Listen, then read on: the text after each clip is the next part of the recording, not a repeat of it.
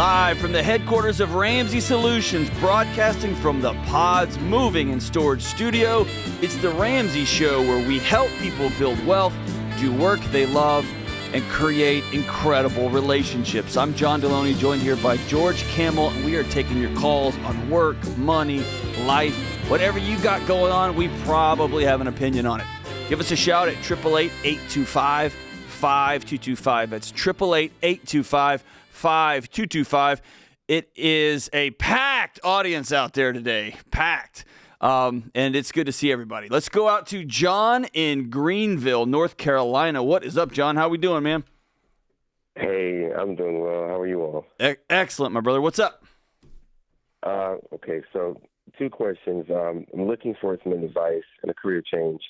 And I also transitioned from whole life to term life, and I kind of want to know what to do with the money that they're going to send back to me.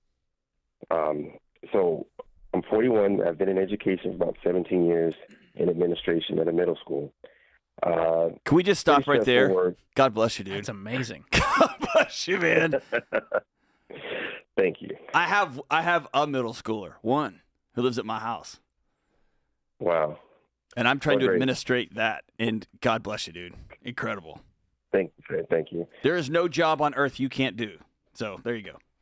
All right. I appreciate it. Go for it. Yes, sir. So in listening to the show, I've been listening to the show off and on, but I really made a stronger commitment back in January of this year. So I'm about $121,797 in debt. Of that, it's consumer debt about $60,000, and then the mortgage on my home is about $61,000. So wanting to expedite, getting out of debt, but also realizing I'm pretty much capped at my salary. Unless I go into being a senior principal, which the working conditions is worse than what I have now. So I'm thinking about a career change and trying to navigate that. But so are you wanting to change careers because of the income, or are you wanting to get out of administration? And do me a favor, talk directly into your phone for me. Yes, sir. There you go. A little bit of both. Okay. I want to get out because I don't think it's going where I needed to go. Do you want to stay in Greenville? Yes, sir. Okay. What's your current income? $85,000 a year. Okay. Annually. All right. Now, you said you have a whole life policy. What would you get from that once you cancel it? Yes, sir. I've canceled it through Xander, and so they quoted me at about $5,400 some dollars in 45 days from when I canceled it, which I think is March of this year, is when I can expect. And I don't really know. I know there's going to be some taxes involved, so I'm a little worried about that too. Okay. And do you have any other money right now in savings? My emergency fund, I'm on baby step 2. Okay. So you've got $1,000 in the bank, and the rest has been going towards the debt? Yes. What is this consumer debt? Is it student loans? Student loans, yes. And then about 3 credit cards. And you've been carrying the student loans for the last 17 years?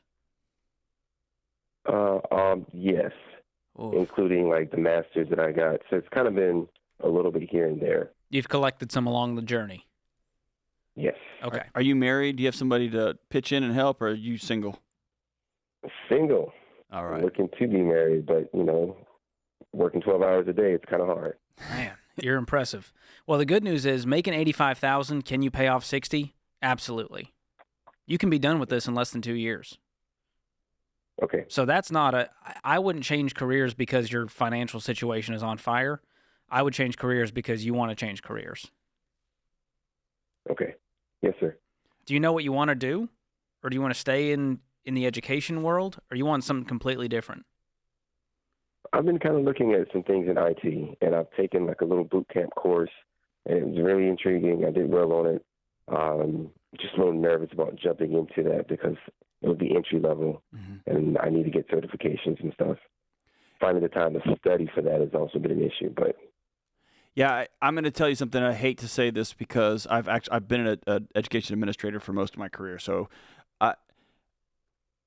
I think there's an opportunity, and it's going to be a very unpleasant one. As George was pointing out, I think there's an opportunity for 24 months of staying in your current job, even if you just made one of those chains that you make when you're a kid out of construction paper and you just tear one off every month. I got 24 of these months, and I'm going to work these long 10 to 12-hour administrative days. And then on Saturdays and Sundays when I'm not at games and I'm not running around at whatever we're doing, right, at band ceremonies or whatever, I'm going to start branching out into some of this IT world. And you can do part-time IT work. You can do on the side IT work. And make no mistake, dude, in 24 months, you're going to be so tired, you're not going to be able to form sentences. You're going to be exhausted. But you will have paid all this crap off. You're not going to have enough time to go out and do anything. And that's good. And you're going to have been able to dip your toe in the water and see if IT is the job for you. This is just me. I may be way out to lunch. I think that it's going to be a tough toggle from being somebody that all these kids love, that's, hey, Dr. So-and-so, or hey, Mr. So-and-so, who gets to help people, and all of a sudden you transition to just headphones on 011111001. Maybe you're ready for that. That feels like an educator's fantasy. Like, I just want no kids and no humans, and especially no parents, and I just want a screen and some headphones. That will be awesome for about 2 months, and then you'll be frustrated. I like what George has to say. Man, if you clear this up and begin to think like, do I like teaching? Do I like education? Do I want to go teach at the college level? Do I just want to get out of this school district because it's toxic? Or do I want to go to private school? I think clearing some of this debt up is going to give you a cleaner slate to think from. Does that sound right? It does. Yes, sir. So following the baby steps, we're going to ignore the mortgage debt right now and just focus on that consumer debt. And making $85,000, even if you threw 30 of the 85 towards this debt, you're done in 2 years. So my goal is to do it even faster than that and do what it takes, cut the expenses, work on the side if you need to, maybe even do some IT side work to start dipping your toes in that water. But here's what that's going to do for you. Once you're debt-free, you could take a pay cut. You could take an entry-level IT job making 50 or 60 and make that work if you're debt-free. And so that would be my fuel to get debt-free even faster, is knowing that's on the other side. And John, we also run into people all the time who are debt-free and they're working at a pretty toxic job. And then they have this newfound power, this newfound freedom, that when the boss says, hey, I need you to I know I didn't tell you, I'm so sorry, it's Friday afternoon at 4 o'clock. I need you to be here tomorrow morning at 8 a.m. to open up the doors for the band concert. And you just look at him and you go, I'm not doing that. Like, I've already got plans. I'm not going to be here. And you owe nobody anything. And it's basically, I call you. I'm put your cards on the table. You're not going to fire me. And they don't. They find somebody else. They just been picking on you, and you've just been saying yes because you think you're 120 grand in the hole and you can't breathe. Man, you clear that stuff up, and your job, suddenly the light comes on a little bit, and it becomes more of something that's going to make you happy, not something that's just killing you. John, I'm going to send you our friend Ken Coleman's Get Clear assessment to help you with the career side, and Every Dollar Plus to help you on the financial side when it comes to making a plan for these dollars. Love it, love it, love it. Thanks for the call, John. 888-825-5225. This is The Ramsey Show.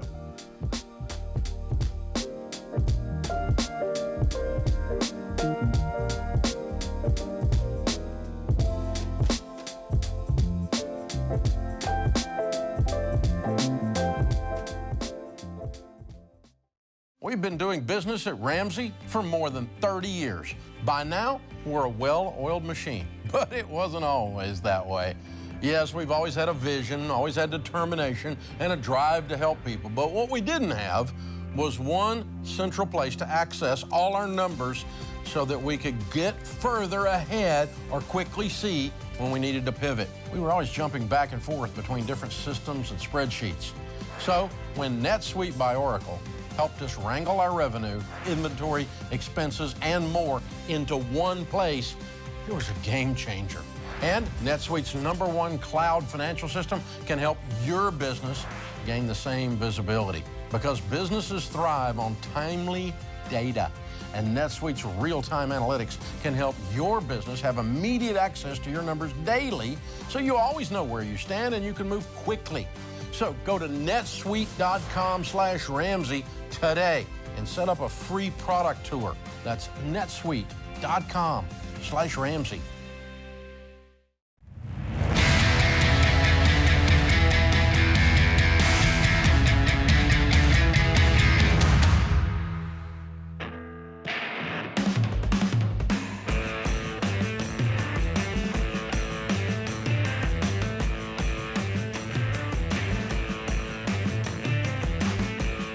Welcome back. This is the Ramsey Show, 888-825-5225. We're talking money, mental health, marriage, life, whatever's going on in your life, give us a shout. 888-825-5225. I'm John Deloney, joined here by George the Great Camel.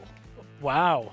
I forgot that was my middle name. It is. I love it. Is. The Great. That's what not you've great. asked us to call you, so there you go. Self-proclaimed. Well, John, I'm on the internet, and I see this article, and it just, I thought, I like to grind your gears, and so I think this one might do that. I want to get your take on it.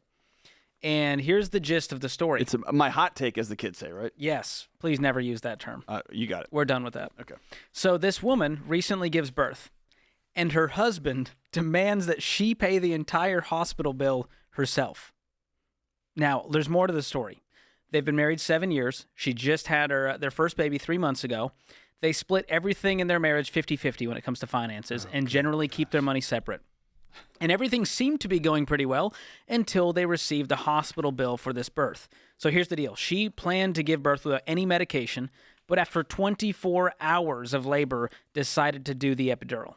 And when the bill came, her husband expected her to pay the entire $8,000 bill herself.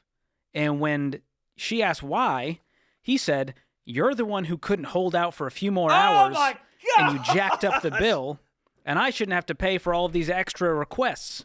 And then finally, if she wanted luxury, she should expect to pay for it. Oh, my God. If you tried that on Sheila, what would happen? What hell would break loose? Here's the thing. I wouldn't even be, I wouldn't know. You wouldn't get the sentence because out. by the time those words left my mouth, I would already be at the gates, and I don't know which set of gates I would be at if I said something like this.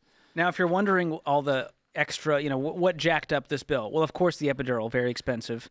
Lactation consultant, nursery fee, extra night stay, postpartum supplies, any food she ate. So all of that made the bill go up. And so he goes, "Well, that was your decision, so you should pay for that. That's not coming out of my pile of the pot." So she ended up paying the entire bill on her own. And she's now wondering and questioning, are her feelings valid, John? Okay, so I had somebody call my show a few years ago, and here's the question. She had a 2-year-old and a 7-month-old, and she was with her boyfriend, and he let her know, I want to let you know that I'm now considering you for the role of my wife. But 2 things. You're going to have to, A, get my house back in order, because this place is a wreck. Like, you're just not taking care of the house. And B, you're going to have to get your body back, because let's be honest, you let that sucker go. And when you get that back, and here's the deal. She was calling me to ask how she could be more disciplined. And I was like, oh, honey, like, oh, man, I've got a few friends that would not mind going back to jail. What's his address? All right. So it's easy when somebody is gaslighting you so bad, is so out to lunch. You think you're the crazy You start to look one. in the mirror and be like, "Oh, clearly it's me. I'm the problem. It's not them." Yes. They've been very clear that it's not them. It's me. I'm the problem. Yes. Wow. So this is an abusive relationship, very clearly. But it's an insane relationship. But here's the thing. I do want to call out to there's I don't know, 10 million people listening right now. Half of you, and I know it's half of you because that's how much negative press we get. I'm not gonna share a checking account. I'm not gonna share bills. We split this thing 50-50. This is the end result of that. And if it's not, if you're like, no, I mean, I would help with the baby. Where's your line, dude? When you set up a my life and your life and we're married under the same roof, this is the root of that crap that happens, right? This is the end result down the road of people who don't say, hey, we're married, we're in, come hell or high water, we're both in on this deal. This is that bull crap. Like, oh, sorry, bro, you should have just held out. Bro, somebody's driving a truck through you. Is like, well, man, you should have just hung out, man. I don't know how this man is still alive, truthfully. What an idiot, man. So I don't know. I mean, truthfully, I don't know if this marriage is going to survive if this is how it continues, if this is the attitude towards it. And we know that divorce and money fights are one of the leading causes, money problems and money fights, leading cause of divorce. Another leading cause of divorce and it makes sense when you look at being married to an idiot. That's another one. An absolute moron. A poor choice was made at some point. But we teach people that you should combine finances 100% when you get married. No earlier. But as soon as you're married, combined finances, you're a team, It's we. It's not, well, that's your bill. So, well, I'll cover electricity. You cover the water. I got the food last month when we ate out. That's an insane way to live. If you wanted a roommate, don't get married. It's that simple. Yes. If you want to go back to being roommates, you can do that. And by the way, for the first time in Ramsey Show history, we're going to add a few other recommendations. Husbands, don't look at your wife and say, an epidural's a luxury. You could have waited a few more hours. Don't ever say that. Ever. Never say that. Lactation consultant, not a luxury. Not a luxury. Here's a thing, gentlemen, in case you don't know this. Babies have to eat. They have to eat. Here's another one. Nursery fee, so babies can stay in the room with you. Is it insane that hospitals charge that? Yes, it is. But I don't know. Throughout all of human history until about 60 years ago, babies always slept in the same room with their new parent. Like, dude, don't be insane. Don't be, George, this gets me, man. I told you it was going to grind your gears, and I was right. This is the opposite of hemorrhoids. This has got me so puckered up. I want to know this guy. I want to find this guy. Wow, we went from visual to visceral. Thank you, John. I can't, I'm just trying to imagine how this would go in my house. And it wouldn't. Here's what would happen. You and probably Dave and maybe Rachel, there'd be a couple of y'all at this desk, and there'd be a box of tissues, and you'd just be saying, like, John's dead. John's dead, and he won't be doing the show He had anymore. a good life. He had a good life, but man, he sure was stupid when it came to one of his children being born. Wow. All right. That's enough of that, John. Well, thanks for... I need some good news. Thanks for making my day. Let's see if Erica can help us out. Let's go to Erica in Cleveland, Ohio. What's up, Erica?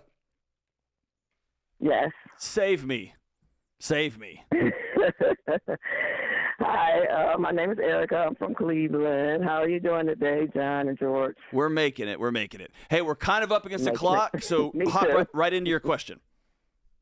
Okay. I was in an accident in January. The insurance company of the other person found me at fault, and they sent it to collections for $5,000, and I was trying to figure out what can I do because I don't even know where to begin.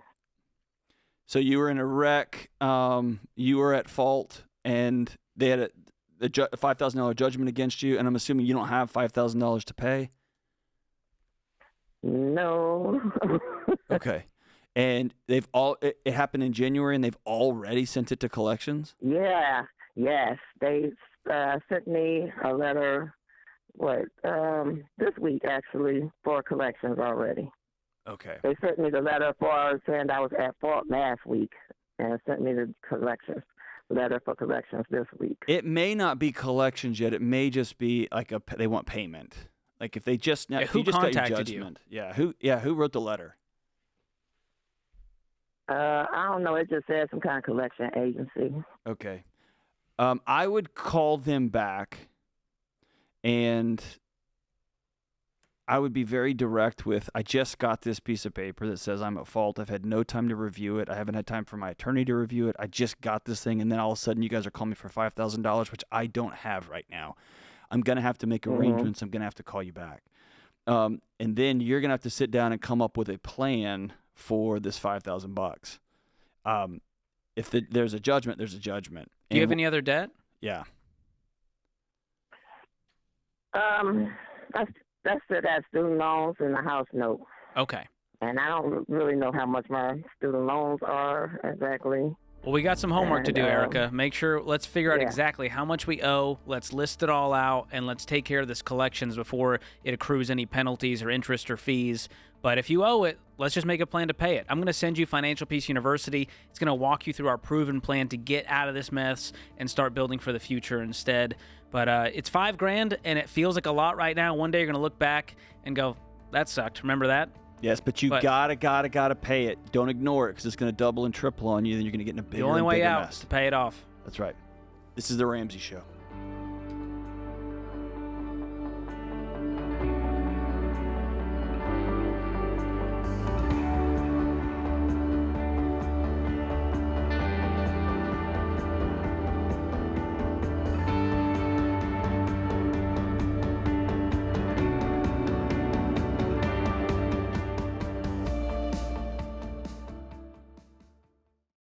Y'all, there's a lot you can't control when it comes to healthcare, but there is something you should check out that can help. Christian Healthcare Ministries. CHM is not insurance. It is budget-friendly, biblically based health cost sharing. That means a community of members helping share the burden of each other's healthcare costs. They help people just like you in all 50 states. So see if CHM could be right for your family. Learn more today at chministries.org/budget.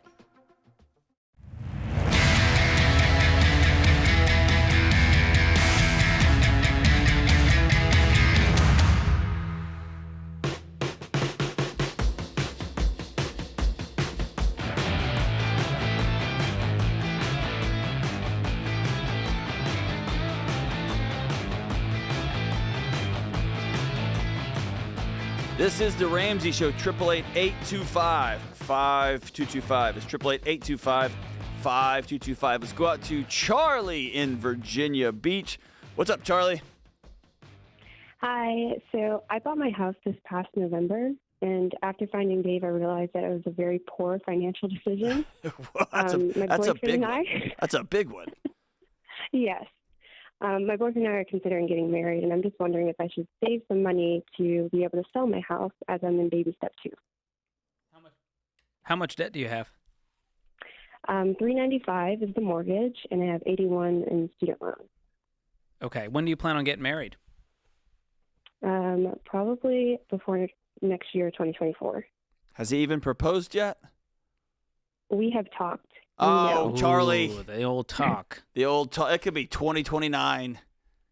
No, I promise it's not. Oh, if you Sounds like she knows something we don't. There's an ultimatum in place, John. yes. He's also listening on the radio right now. Well, Yes. he needs to This is his get on cue. the ball here.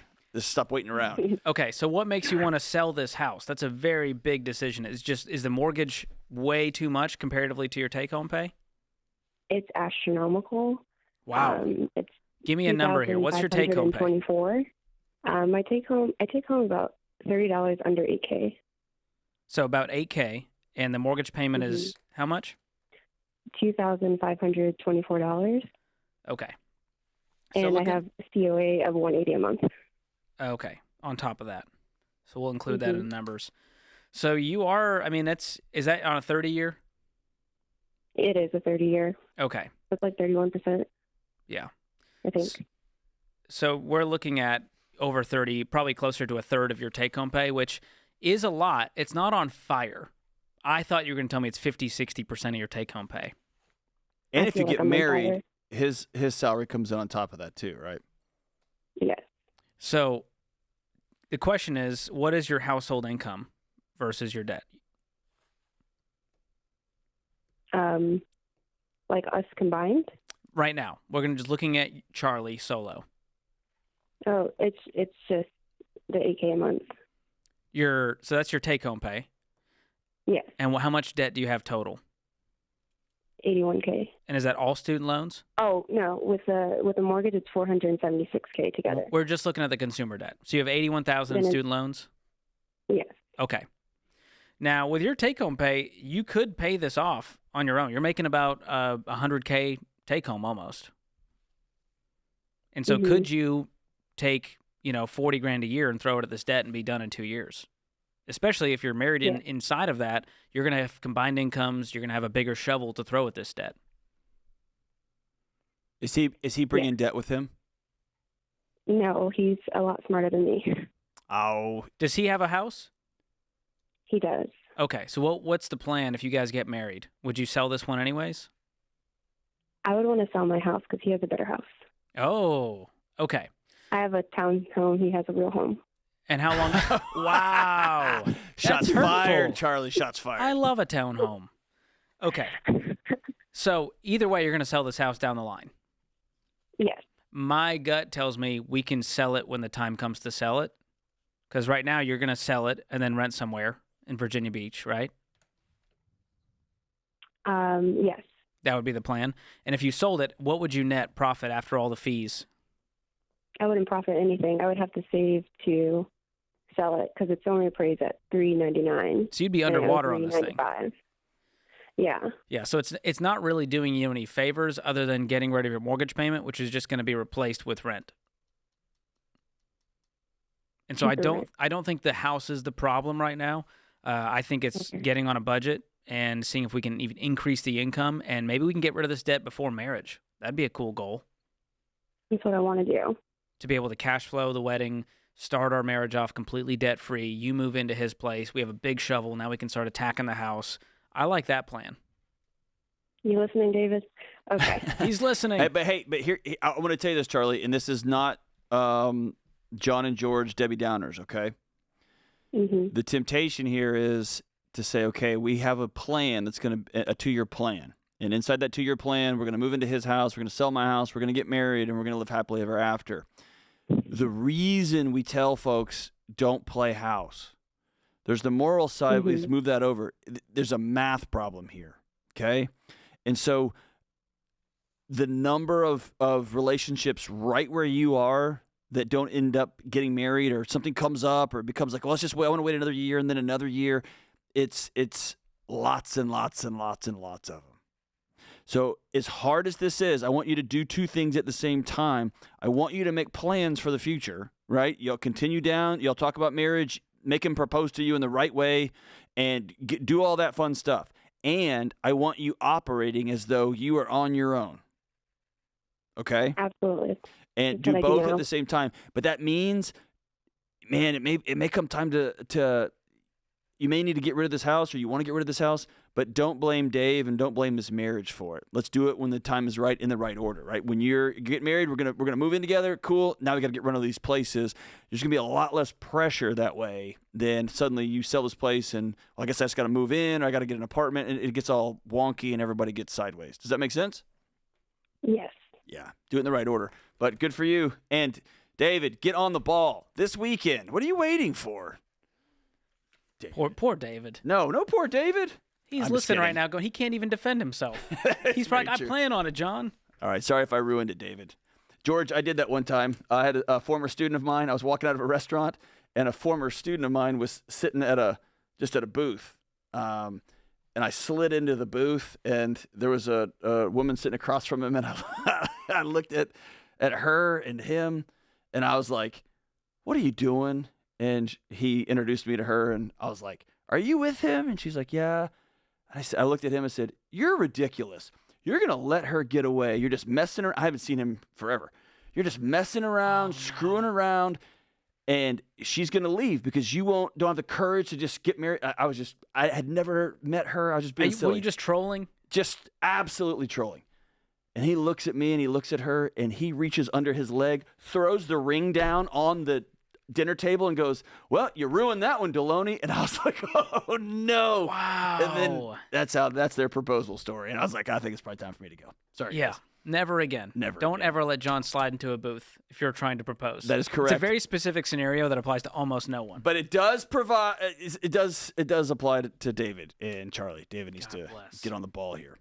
Let's see here. Let's run out real quick to Peter in Billings. Peter, we're right up against the clock, my brother. So let's get right to your question. Can you hear me? Yes, sir. Get right to the question. Okay, so my wife and I are both 26 years old, and we got married last year, and since then we've paid off $42,000 worth of cars. And, awesome. And have money to pay off $75,000 worth of student loans. Wow, way to go, man. We haven't paid it. It's just in a high-yield savings account because we want to see what happens with this decision, but we're ready whenever it happens. And so now we have no debt but our mortgage. And so we're maxing out our 401ks. She's already maxed hers out to 15%. And I just recently became self-employed. And I've heard you guys talk about there's been some changes with Roth IRAs recently for people that are self-employed. And that's the route I'm looking at going. I know the regular Roths only have a $6,500 limit annually, like as far as contribution limits. And I'm wondering, is that the best option to go with? Or are you solo? No employees? No employees, yep. Okay. My guess, and this is a hunch I want you to look into, is that the solo 401k would be your best bet. And you can only do that if you have no employees. The traditional one? You can do a Roth solo 401k as well, but that will have giant contribution limits. There's a total of $66,000 cap for 2023 because you can contribute as the employee and the employer. Oh, okay. So, okay. yeah, That's you what can- I was thinking. I just couldn't see it on E-Trade, so I'll go back and look Yeah, for that. do your I homework just on the didn't know that was Roth Solo 401k. You can get in touch with one of our SmartVestor pros to walk you through this, to help you set this up. But it's an incredible tool for those that are self-employed. You don't have to retire broke if you're an entrepreneur. That's for sure. Way to go, Peter. You and your new spouse are crushing it. That's incredible. Hey, this is The Ramsey Show, 888-825-5225. Give us a shout. We'll be right back.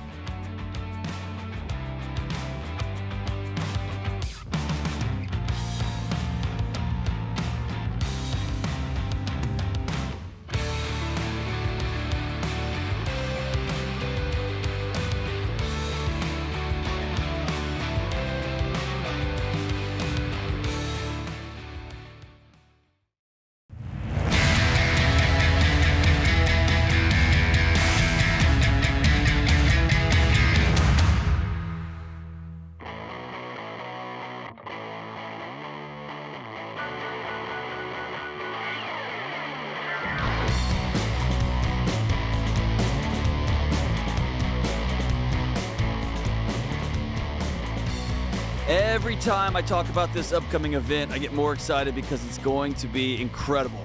Money in Marriage is back, and this time, instead of just one night, it's going to be an entire weekend, October 19th through 21st.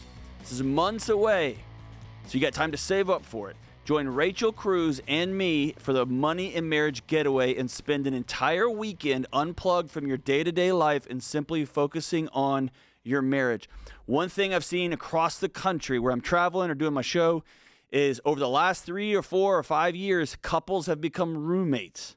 Couples have become great co-managers of their house, and they have lost intimacy. They have just gotten sideways with one another, and it's so hard to find a bridge back, even when that bridge feels like it's only 2 inches away.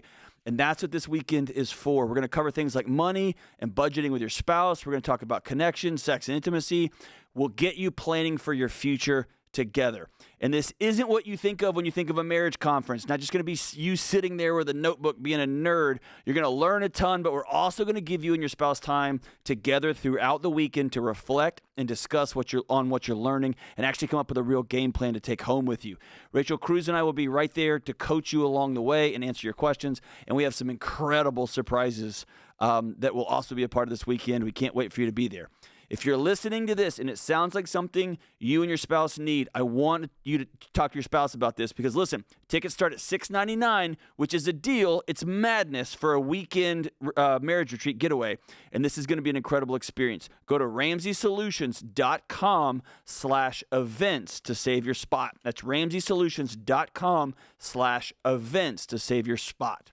Can't wait for that, John. My wife needs this. She needs to be at this event. Listen, okay, that's a great point. If you just heard that announcement, and you think, my spouse really needs You do this, the old elbow. This is do for not you. say it like that. Say, hey, I would like us to go to Nashville on a trip together to a really fun, cool marriage conference so that we can get even better. Not, That's the spirit. you know what you need, honey? You need marriage to counseling. learn how to be a better person. To And this is going to marry be to. fun. Most marriage retreat, like, it can be heavy, and you guys will get real, but it's also very fun. It's you and Yeah. Rachel. It'll be heavy, but it'll be fun too. Don't and miss it. It will not be weird that you and Whitney are in the audience. We'll be there. Will you? Can I get a discount? Absolutely not. Okay. No chance. Cool, no cool, chance. Let's go out to Grand Rapids, Michigan, and talk to John. Hey, John, what's up, man? Hey, guys. How are you today? Good. What's happening? Good. Hey, John, to start off, wanted to say thanks. Your show played a part in saving my marriage, so appreciate that. Well, man, Very cool. that means the world to me, dude. Thank you so much. You're welcome. Hey, but why I'm calling today, I am uninsurable as far as life insurance goes. And so I'm wondering what you guys suggest as far as protecting my family without being able to have life insurance, the traditional life insurance, I guess. Do you have a medical issue? Yeah, I have PTSD from the military, and that pretty much nixes any insurance company willing to help me. And excuse my ignorance here. I know about that with civilians, but there's not a program that the military has to take care of. It's the people who've been taking care of all of us. Not as far as life insurance goes. Good God, There is a company that specializes in getting it's not a thing through the military, but it's a company that supposedly specializes in getting life insurance for people like me, but they also denied me. Wow. I want this to be a moment of shame for our country. It's embarrassing, and on behalf of all of us, I'm sorry. I'm truly sorry. I appreciate that. I know that doesn't buy you a cup of coffee, but it's as a taxpayer, just a regular old knuckleheaded citizen, I'm embarrassed, and I'm sorry. I'm sorry, man. No, I appreciate that, but do you have any insurance through your workplace, even a small policy that you could get? No. Okay. Because I'm just on disability through the VA. I don't have a workplace. Okay. But there are. My wife has a real small one on me at hers. I think it's only like $30,000, but that's not going to help her save the house and everything else if I die. Yeah, the one route that I could point you to is a guaranteed issue policy, which wouldn't be a lot, probably only up to $50,000. But it might be an option. Yeah. But it might be an option. Your best option really is to kind of become what we call self-insured, to where you have no debt, you get the mortgage paid off, you get a nest egg saved up, and if something happened, your family's going to be okay. So, John, that's what go ahead. So that's what we're working at. Obviously, you can't get there overnight. We're debt free other than our house. But if I got in a car wreck and died today, she wouldn't be able to keep the house. She wouldn't be able to afford it on just her income. You can also look into mortgage life insurance, which is going to be something similar to where it would cover only your mortgage balance. Okay. And so is those that are through the mortgage company, or are those separate insurance companies that do that? It would be through a separate insurance company, and you can get in touch with our friends at Xander to walk you through your options for something like that. Have you got in touch with them yet? I did. They denied me. I didn't ask about the mortgage when I was just applying for life insurance, and they denied me as well. Yeah. Look into guaranteed issue and mortgage life, and those might be your best bets outside of just becoming self-insured. But man, I'm so sorry you're dealing with this. We got to do better. So let me say this, John, and you're a beacon of light out there for folks. This is one of those situations where we want it to be different, and it should be different, and it's not. Right? And you, as somebody who's been, I mean, you know this better than any of us. It shouldn't be this way. We don't want it to be this way, and it is. And so I think setting down and spending time being frustrated like I am right now is not going to get you, like I said, it's not going to get you a cup of coffee. It's just going to further spin your tires in the mud. And so I would love for you and your wife to go through the mortgage life insurance, to go through this guaranteed issue, and then sit down and say, okay, here's our reality. We're going to choose reality now. And reality is nobody's coming to save us.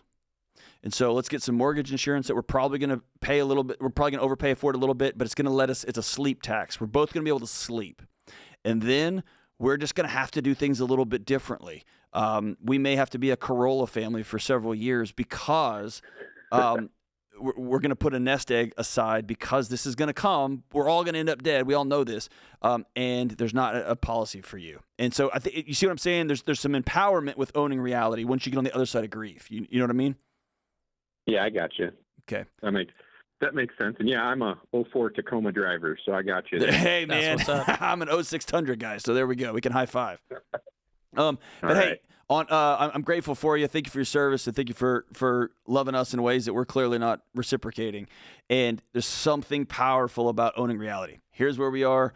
And George, I think we all do this in little ways and big ways. And when people call me and ask me about how to fix my marriage, what's going on with my mental health, it's often there. We want so badly something to be different than what it just is. I want my husband to be more engaged. I want my wife to not talk down to me so much. I want my kids to fill in the blank. And it's okay to grieve that, but man, you've got to get to, it's not. So what are we going to do now, right? Yeah. And making a list, writing down the things that we can control, the things that we can do, which is we can get out of debt. We can live on a budget. We can get rid of that mortgage once and for all. Once you do that, you can sleep better at night knowing you've done everything you can do. Right. You put it all on the dance floor going, I did everything I can to protect my family. But especially for veterans, John, I know you have a huge heart for vets out there, but we got to do better. It just doesn't. I can't wrap my head around it. I just can't. I can't, of all of the excess spending and all of the nonsense that we throw money around in this country, I can't for the life of me. And George, I pride myself on being able to see the other side of an argument. I think that's the That's the mark of a wise person who can see your opponents, somebody you disagree with. I know, I get why they're there. I get it. This is one that the sacrifices that servicemen and women make and that their families make, because they go a year without mom. They go 2 years without mom or dad. And so they're grinding it out too. And the fact that we don't have a plan to say, hey, you put it all out there for our country and for men and women that you will never meet, we got you. We've got you. And we don't have that. We don't have that. You get a pamphlet and a high five and go get them. And I just is enraging. Let me say this to the veterans out there. If I'm wrong, please put into the chat here where John can go get some help. If there's services that I don't know about, please let us know. Hey, that's hour 1 in the books here on The Ramsey Show. We'll see you again real soon. We'll be right back.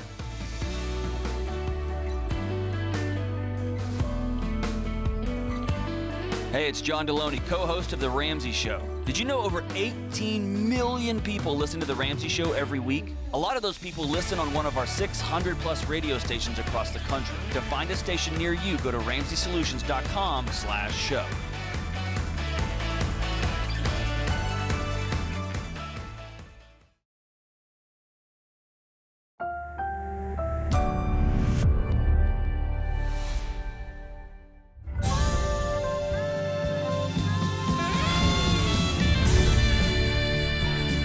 Live from the headquarters of Ramsey Solutions, broadcasting from the Pods Moving and Storage Studio, it's The Ramsey Show, live from Franklin, Tennessee, where we help people build wealth, do work they love, and create incredible relationships. I'm John Deloney, joined here by one of the greatest humans who's ever lived, George Camel, and we are taking your calls on life, money, relationships, marriage, whatever you got going on, we probably have an opinion.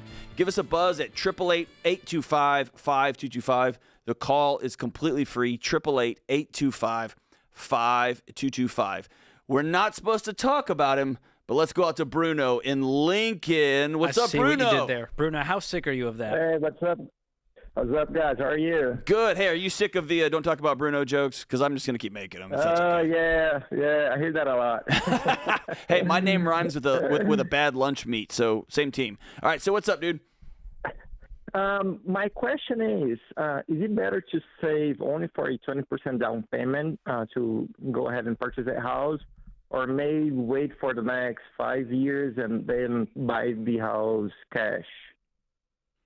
Okay, so walk us through the situation. So you're debt-free with an emergency fund, and now you're looking to become a homeowner, and you're saying, hey, in 5 years, I could pay cash for a $400,000 home? Is that the idea? Yeah, I'm looking at $250,000, $300,000. Yeah, that's the range. Mm-hmm. Okay, and it would take you 5 years to do this based on your current income? Yes. All right.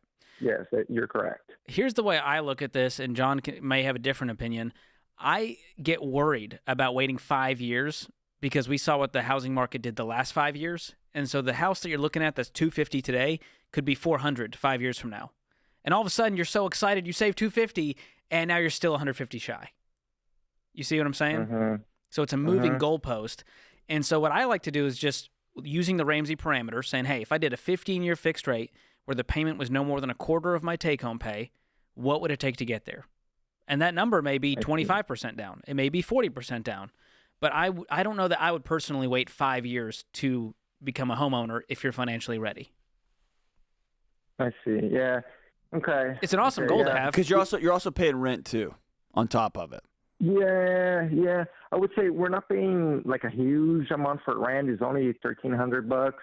We're fine where we are, and it's kind of a tough decision because whenever I'm thinking on interest rate, how much am I going to be paying in interest? Even if I pay principal early. Well, here's the thing, Bruno. Number one, you can always refinance later. Let's say the rates magically drop back to 3%. We're all high-fiving. You can always refinance later. And number two, your goal should be to pay off that house as soon as possible, which is going to save you probably 6 figures in interest. And so if you pay that house off, let's say you bought it in the next year and you took the next 4 years to pay it off.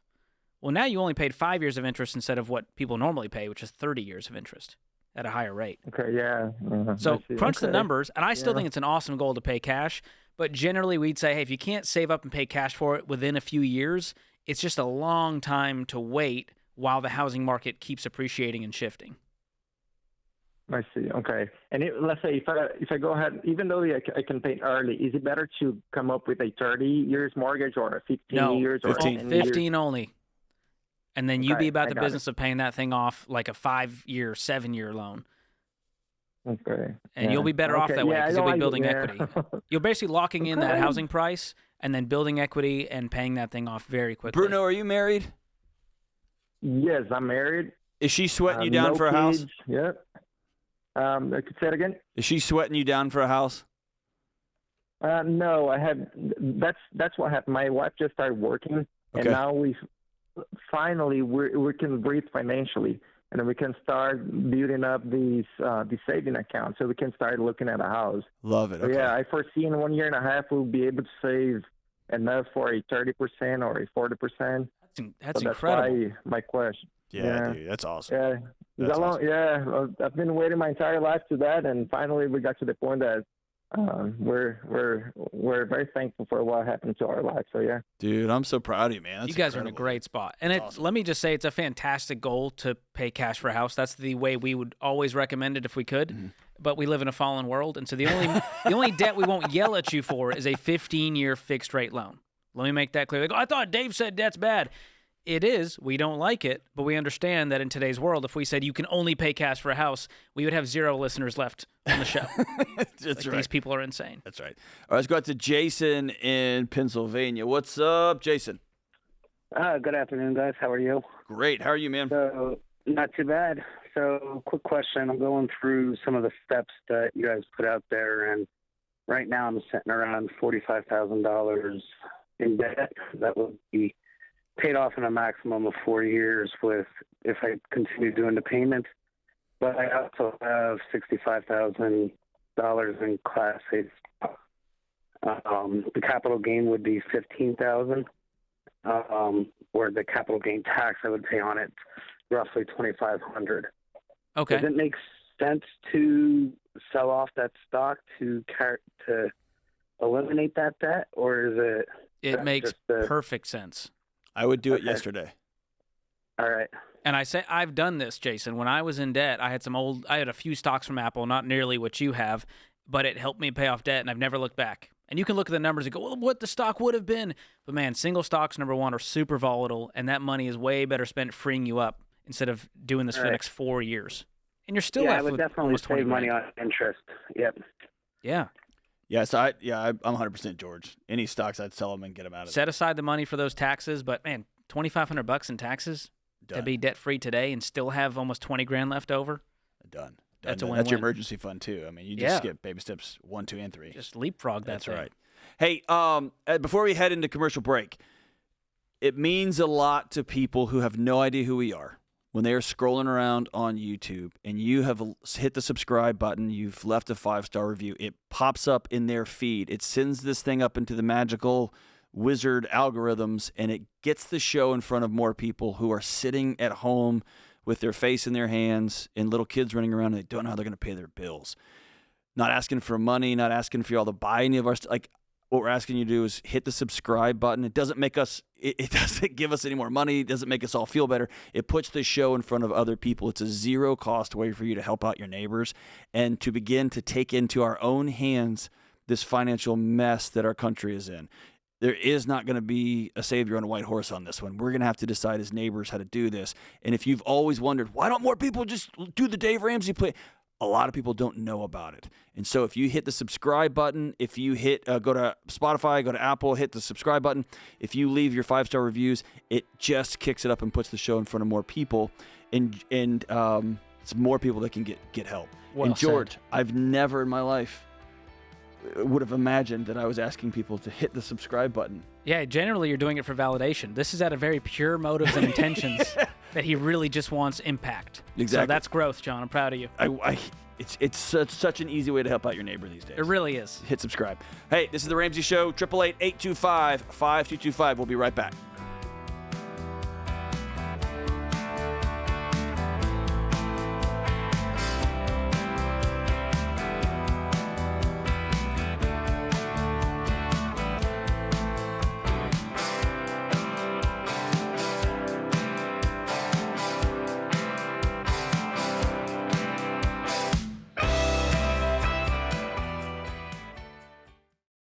If you're like most people, your home is your most valuable asset.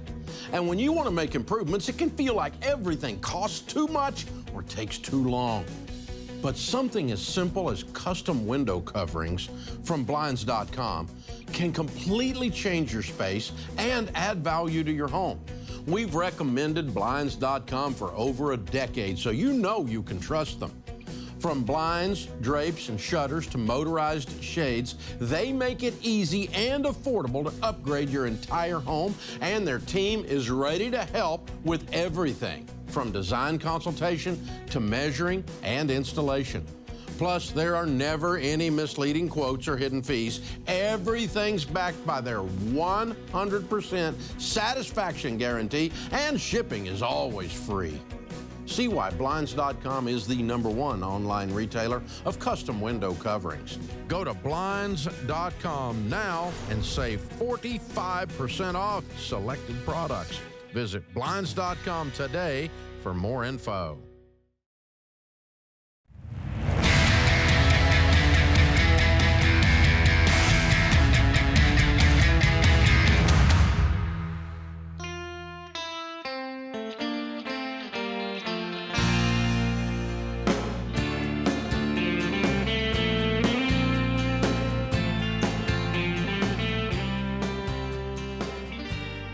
Triple 825-5225. This is the Ramsey Show. I'm John Deloney, joined here by George Kimmel. We're taking your calls on your mental health, your marriage, your money, whatever's going on in your life. Give us a shout. 888-825-5225. And George, John. I am usually not correct, but this time I was. Whoa. This time I was. Does your wife know about this? She does She's not. going to be ecstatic. I'm going to keep it to myself. I need to put this one in my back pocket just in case I need it at a later date, because usually, save that. As the great Social Distortion said, I am wrong. Okay, so New York Times comes out in a couple days ago. The New York Times, the dirty little secret of credit card reward programs. Wow. Now, for years, I've been saying they work. They absolutely do work. And people always call us and like, oh, you telling me that you don't take free flights?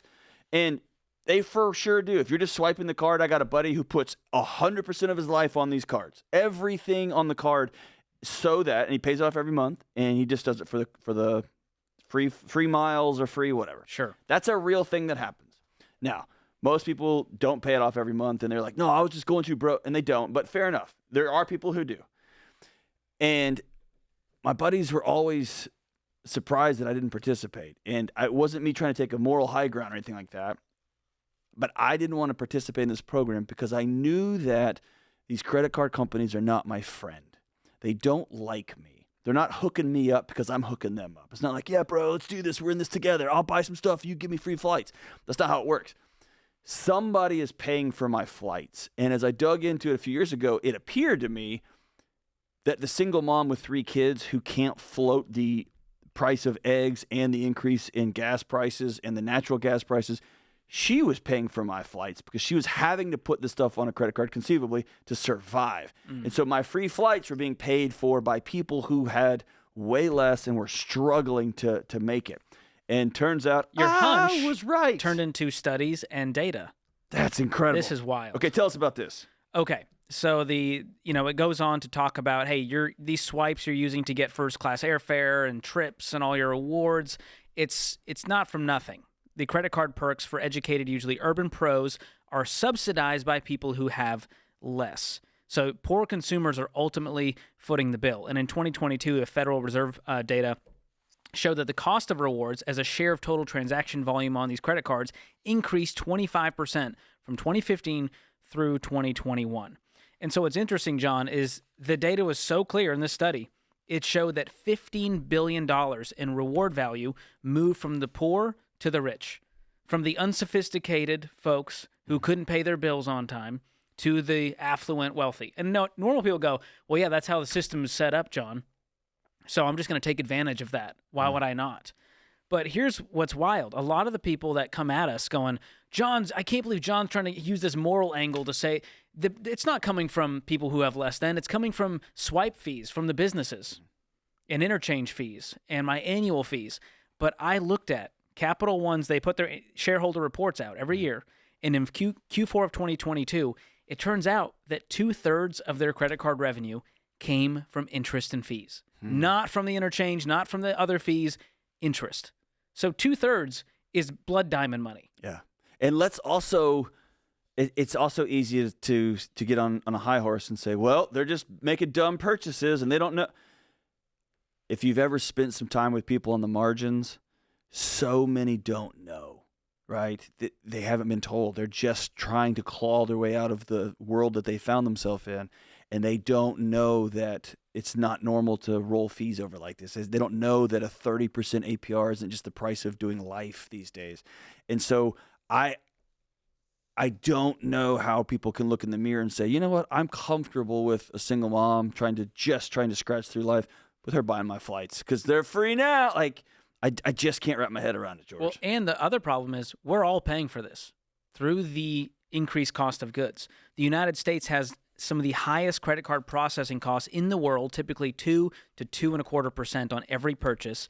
And so the merchants, the businesses, the small businesses, they have to pass these costs on to the consumers by charging more for the products, regardless of how you pay.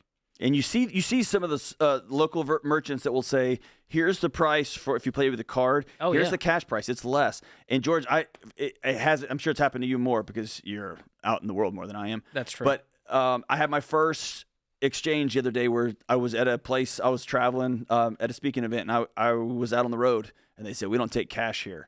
Whoa. And it was like, I'm not going to do business with you. Just on principle, I'm just not going to do business with you. Wow. Well, the data is clear here, John. Lower-income consumers are forced to pay higher prices on the goods they buy, but they rarely receive any benefit from rewards programs, according to the Federal Reserve. And so it's been tracking all of this. And so to put it another way, they say credit card rewards are essentially a tax on less affluent consumers who are much more likely to pay for the goods with cash, debit cards, or standard credit products that accrue no such rewards. So, you know, people have a lot of opinions about this, but across the aisle politically, I mean, NPR and Vox and New York Times, they're covering the same thing going, hey, this isn't innocent. Yeah. Someone is paying for this, and it's either the small business owner or the single mom, but you can't act like this is just an innocent, I'm just going to reap the rewards. Your free vacation came from somewhere, and we have to at least acknowledge that. That's right. And if you and God bless you if you can sleep at night knowing that I pay my bills, I do my thing. So if your conscience can carry that weight, more power. And even if you don't have a conscience, every single piece of data shows that you spend more when you use a credit card. Right. Every piece of data. So regardless, if you're saying, "Hey, I'm going to use my card for everything to get these rewards," the chances are you overspent to where the rewards were negligible. Right. You maybe got $1,000 in rewards. You spent more than $1,000 than you were if you were going to use a debit card on a budget or using cash. So to me, the cornerstone rule is opt out of the system. Just opt out, man. This is like Matrix style stuff, but just opt out of the system. I haven't had a credit card in 10 years, and I can unequivocally say my life has been better for it. No question Not about once have I wondered, well, they've got 5% cash back on restaurants this month, so I'm going to switch the card. I was hanging out with some guys the other night. They're all personal finance, influencer type guys, and they're all showing me their different cards, and this one's made of 3 inches of metal, and I get this much rewards. And I'm like, guys, you make millions of dollars. How much money do you get back in rewards? They were like, I probably get $2,000 worth of value. Mm-hmm. I went, so you're playing this game for $2,000 worth of value, and you make millions. Yeah. Why? Yeah, exactly. It's a crazy. I mean, when you put it that way, you go, it's like worth? real life Dungeons and Dragons. You're getting paid $200 a month to overspend and play this game and support this system. Yeah. It's just not worth it for me. I'm out. I opt out of the system. All right, let's go to Silas in Nashville down the street. What's up, Silas? How we doing, brother? I'm doing good. How are you guys doing? Excellent. What's up, man? How can we help? Okay, so I'm 18 years old, and I just got a job making about $75,000 a year. Wow! Congratulations. What are you doing, man? Thank you. I'm working on wind turbines. Excellent. No college degree needed. No, nothing. $75,000 a year. School, and it's all paid for. Yeah, very cool. All right, hey, we're up against the clock. Yeah. Get right to your question, brother.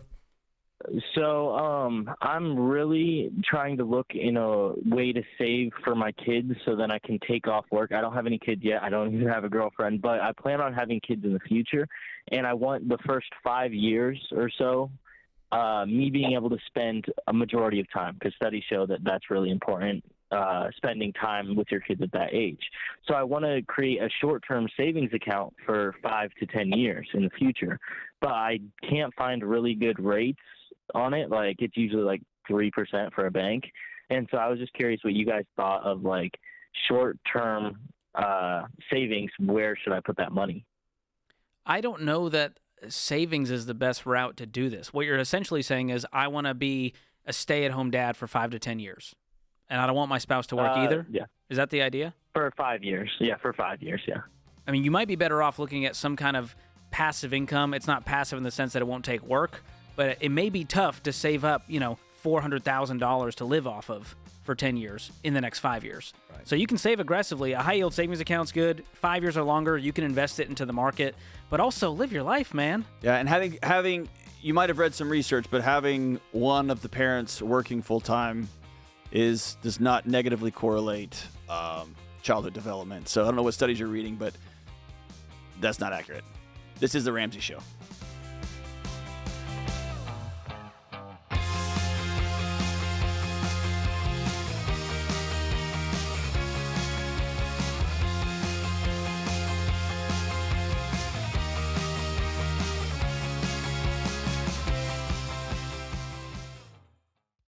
Buying a home is one of the biggest decisions of your life. You need a partner like Churchill Mortgage.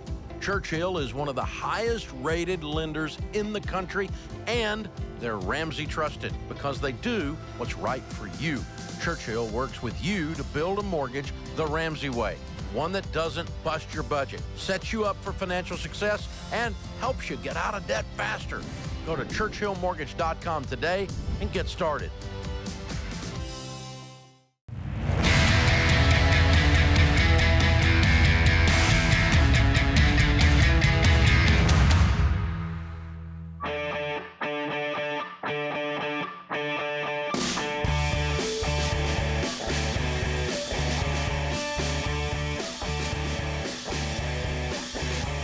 What is up? What is up? This is The Ramsey Show, 888-825-5225. I'm John Deloney, joined here by George Camel, and we are saving the world. Listen, a lot of you have questions about taxes. We get it. Taxes are confusing. I think they're intentionally confusing. That's another podcast. To help you get a better handle on them, let's unpack a question from one of our listeners. I'm looking into Ramsey Smart Tax and want to know if it offers forms and online filing for state tax returns. Is it as simple to use as TurboTax? Great question. Yes, you can add a state return if you need one, or you can just move to Texas or Tennessee. All the information on your federal return is automatically transferred to your state forms.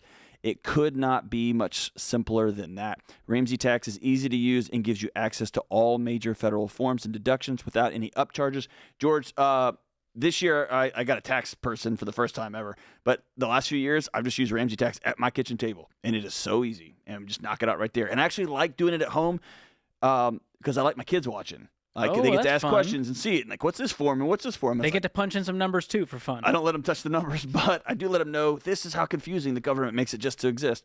When you switch from another software, Ramsey Tax can save you up to 70%. Plus, we won't offer you loans or credit cards. Most tax programs are designed just to get you in the door. Free tax, so that they can sell you a bunch of crap. We're not going to do that. We're not going to put you into debt. That's not how we do things here at Ramsey. If you're ready to file, head to RamseySolutions.com/SmartTax. It's just $24.95 right now to file a federal return, $39.95 for a state return. That's RamseySolutions.com/SmartTax. All right, let's go out to Mackenzie in Orlando, Florida. What's up, Mackenzie? Hi, how are you? Great. How are you? I'm really glad to be talking to you guys. We're here to save the day. What's up? So I'm 25 years old. I have an overwhelming amount of undergraduate debt, and I'm at a point in my life where I'm hoping to be buying a house or something, but I know that the advice is to lower the debt before buying a house. So Correct. I just kind of at a, What's your undergrad? How bad's this overwhelming debt? Is $235,000. Ouch. Wow, that is a box of farts on a pony, Mackenzie. How like, what did you study? I studied electrical engineering. Okay. Yeah. Did you do a special electrical engineering, like the secret underground kind? No, just a standard one, unfortunately. You just did it at 60 grand a year. So I just took a little longer. I'm a first-generation college student, and I kind of, there's a bunch of reasons, but I didn't really feel like I had, like, the toolbox starting out, and it took me a while to kind of get into the groove of things. Sure. So what are you doing now? I'm an engineer. Good. That's a good start. Yep. What are you making? I make about $70,000. Okay. And what other debt do you have outside of the 235? I have no other. I mean, I have like about $1,000 on a credit card, but Okay. Well, A1, let's pay that off and cut up the card. That'll cut that crutch out of our life and help us get rid of this debt. So are you calling to figure out how best to pay off the debt? yeah, I guess I'm looking at two options: kind of waiting for that 20-year forgiveness, or just paying it down as quick as possible. Do you hear what you just the idea of like, well, one option is waiting 20 years. Not my favorite. No! Terrible option. The better option is for you to take control of this and get rid of this in way under 20 years. And you can do it. So the $235,000, I'm assuming it's made up of a bunch of smaller loans? I have about $30,000 in private, and the rest is all federal. Okay. But they're made up of a ton of loans. Are there like a dozen or more loans involved here? Or is it a few big ones? It's a bunch of small ones, yes. Okay, so here's what to do to help you have some peace about this. Instead of staring at the mountain, let's break this up into little chunks. So lay them all out from smallest to largest, and we're going to start attacking the small one first. That's baby step 2. Baby step 1, $1,000 in the bank. I assume you have that already? I do. How much other money do you have sitting around that's liquid? That's liquid, maybe $7,000. Great. That's going to knock out the credit card and probably one of the smallest student loans, the next smallest one. Yeah, I could see that. Boom. We already have some progress, don't we, Mackenzie? We didn't need Biden. Yeah. Look at that. Well. Listen, Mackenzie, here's the uncomfortable truth about the situation you're in. There's a big old hole. And there is not going to be some knight on a white horse coming to save you on this one. Mm-hmm. There's just not. And so George and I were talking about this earlier off air. There is this moment when I want something else to be true so bad. And this can be any number of things. This could be like I wanted my dad to live forever and he passed away. I wanted this relationship with my romantic partner to go forever and they stepped out on me. Like this happens all throughout our life. And we got to grieve this thing that we hoped for, that we wanted to happen, that didn't happen. And then we have to ask ourselves, okay, what are we going to do next? Because most of the time, nobody's coming to rescue us. And so you saying, I am an electrical engineer, I'm a first-gen student. What that means to me is that I've worked with first-gen students my entire career. Here's what I know about you. You are really, really smart, right? Thank you. No. I'm not just blowing smoke at you. You're a first-gen electrical engineering student. You are very smart, correct? Sometimes. Except when it comes to the loans you took out. You looked around your classes, and your classmates were mostly dumber than you, correct? I know this is a fact, right? I don't know. Yes, you do. She's so humble. Exactly. You are correct. And I think that you're being underpaid. I think you can make more money than $70,000. You might not be at the most comfortable firm right now, or you might I really want to be doing these kind of buildings instead of these kind of buildings. Right now, we're going to take a few years and we're going to go for money. We're going to work really hard to make a great salary, and we're going to get this thing paid off. And I'm telling you, from a guy that has 6 figures of student loan debt myself, on the other side of this, you will be an unstoppable force in anything you do. You get what I'm saying? Because here's what I think. I think there's some shame wrapped up in this. Like, how can I be so smart and so dumb at the same time? And I want you to put that down. The whole system preys on first-gen students. There absolutely is some shame. So, yeah, you're put it down correctly. You know what, Mackenzie? The good news is you are among 43 million other people who feel the same way. So you're not even special. Yeah, you're not even a snowflake, like we all call it, right? So there's a lot of people in this together. The difference is you're going to be the one who gets out and doesn't wait on someone else to save the day. And make no mistake, this will be awful. Your friends are going to be buying fancy cars, and you're going to be in the same stupid car. And you're still not going to have a home. 2 or 3 years from now because you're still going to be paying this off. And all of your family who didn't go to college is going to be like, McKinsey, you did all this work. Why aren't you buying this? And why aren't you dressed like this? Because they have a picture of success that is not based in reality. And they're not the ones paying your student loan bills. That's right. So they don't get a say. So will you commit to this in front of a couple, I don't know, 10, 15 million people? Will you commit? I'm done with this. I'm gonna knock it out. Absolutely, yes. Dude, we will walk with you every step of the way. I want you to hang on the line. I'm going to send you a copy of here. We're going to send you a bunch of stuff. I'm going to send you a copy of Total Money Makeover, the book, and we're going to put you in Financial Peace University and give you a year's subscription to Every Dollar. And it's the premium budgeting app that we all use. It's first class. It's the best there is. And it's going to teach you the step by step process on how to get out of this thing forever. And as a first gen student who's just now making big money, you're going to be first gen in a lot of different stages here. And so this program is going to help you not only get out of debt, but build wealth on the back end too. And we're going to walk with you every step of the way. In about 6 months, you're going to get really frustrated because you're going to have been working really hard and this number's still going to be big. I want you to call us back and we will give you another pep talk, or wherever you get stuck, we'll be here to help you along the way. But this is going to be getting roommates, getting a side job, getting a different job that pays more for your full-time gig, cutting your expenses down to nothing.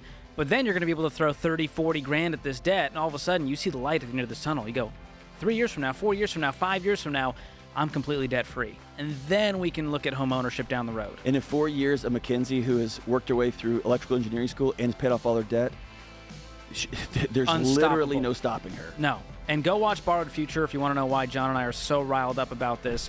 Delayed dreams are on the other side of student loans, and that is why we're angry at them. You can rise above it. This is The Ramsey Show. We'll be right back.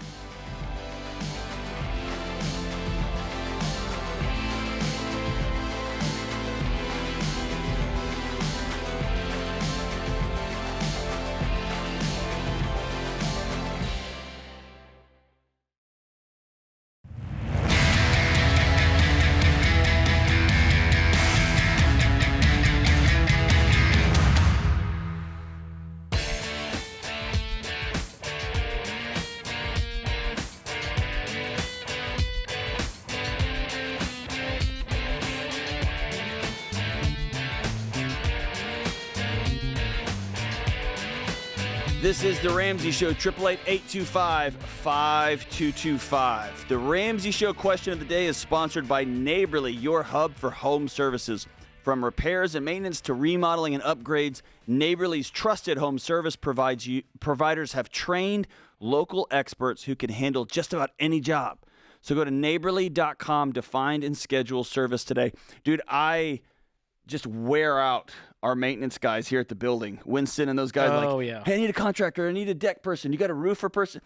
Neighborly. Saves the day. They've got it all, man. DIY, more like DIY.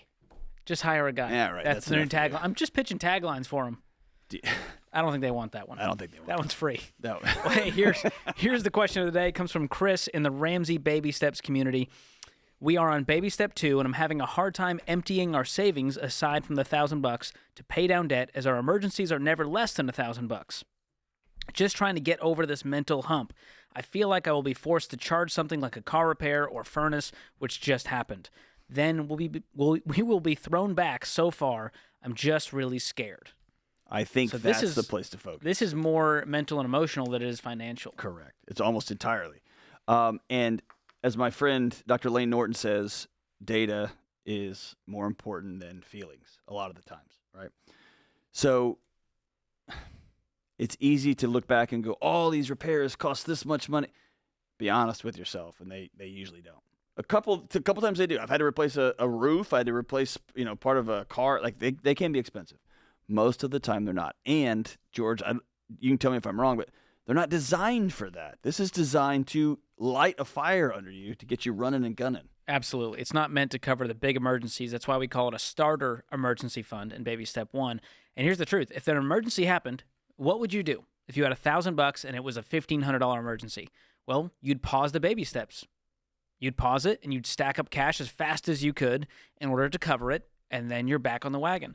The problem is right now you feel like you're safe even though you owe lenders a whole bunch of money. That's the confusing part to me, is like, if you wanted safety so badly, why are you sitting there with money in the bank while owing people money? To me, true safety, true freedom comes on the other side of being completely debt-free and not owing anyone anything. To where if everything went down, and I know, John, you like to think about this scenario. I got to play it, man. Owing no one anything is the best way to go. It's just total freedom. That's right. It's total freedom. I don't want the government telling me what's it. Stop owing people money. I don't want my boss to stop owing people money. Right? It's super simple. You have more options. And so on Saturday, you're coming in at 8 o'clock. Actually, no, I'm not. I'm actually not coming at 8 o'clock. I've got other stuff with my family. And you can make that choice. You don't owe anybody any money. Right? That's right. So it's just total freedom. So you can do this. Again, I like being a little bit scared because it fuels me to get rid of this debt once and for all and stop playing the game.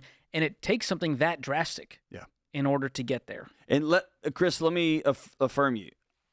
I work here, and $1,000 in a savings account I would not be able to sleep. I would be so terrified. I got 2 little kids. I got a wife. I wouldn't be able to breathe, and that's kind of the point. I would be so paranoid that I would be delivering pizzas at night and driving people to, Ubering before work in the morning. I would be so maniacal about getting this thing knocked out so that I could get this savings account up, and that is the point. Most people don't take us seriously when we say gazelle intense. That's an animal running for its life because it's about to be ripped apart and torn apart and eaten and killed. And that's the level of intensity we want people to have. And so I'm with you, Chris. If I had $1,000 in a savings account and that was it, I would not be able to breathe. And that's the point. That's the point. So let this fear drive you to none of us are eating out. Nobody's getting new shoes. None of us are going to the movies. We're cutting all the subscriptions. We're getting rid of everything so we can get this crap done so that mama and dad can sleep again. That's right. All right, let's go out to Marissa in Richmond. What's up, Marissa? How we doing? Hi, how are y'all? Great. How are you? Good. What's up? I had a question about I'm 53 and my husband's 54, and we did Financial Peace University about 15 years ago, but now our kids have both finished college, and we're just trying to figure out what to do. So we don't have very much money in retirement.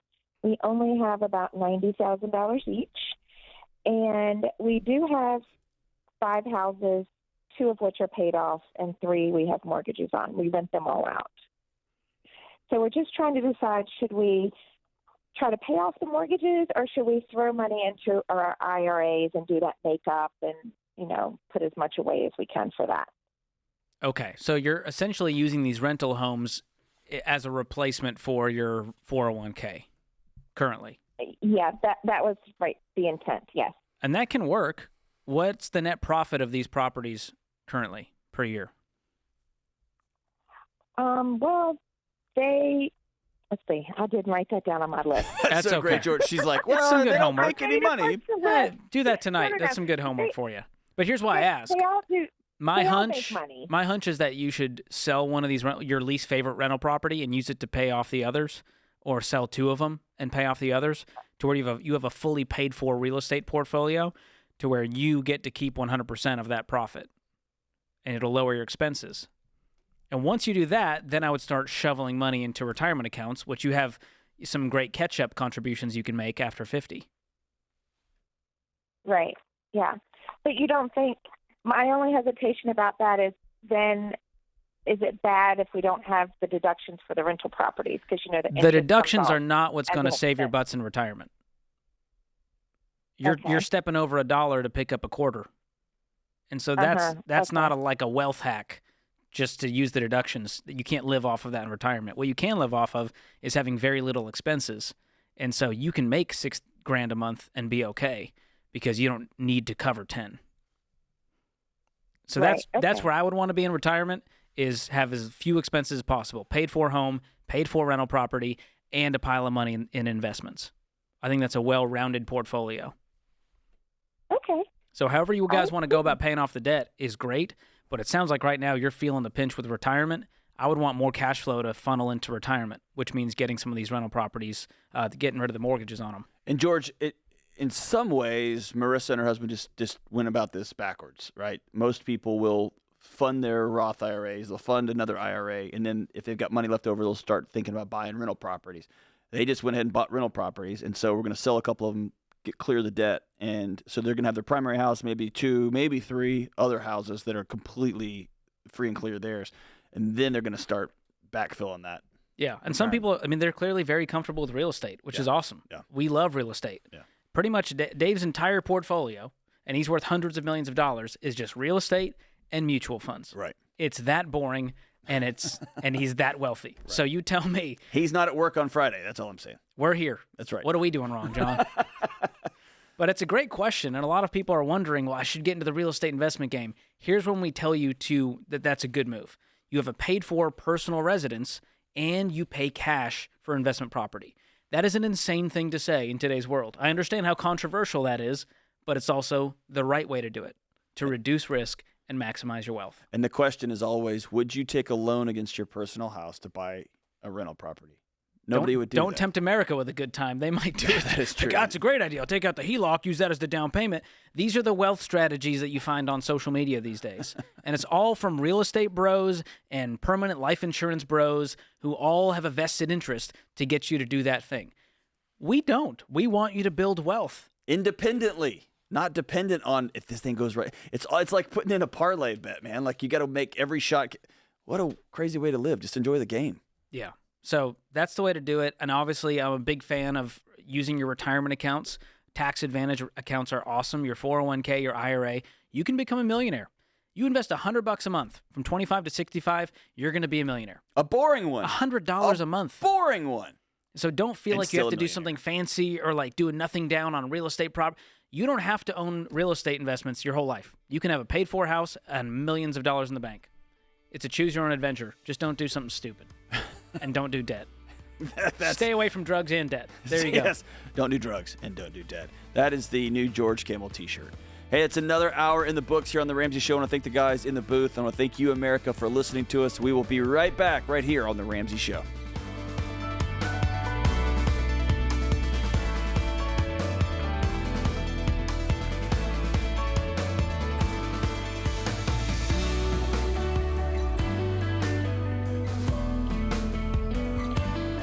Hey, George Camel here. If you love the show and you want a deeper dive on your money journey, we've got a weekly newsletter that gives you helpful articles and tips on following the Ramsey way.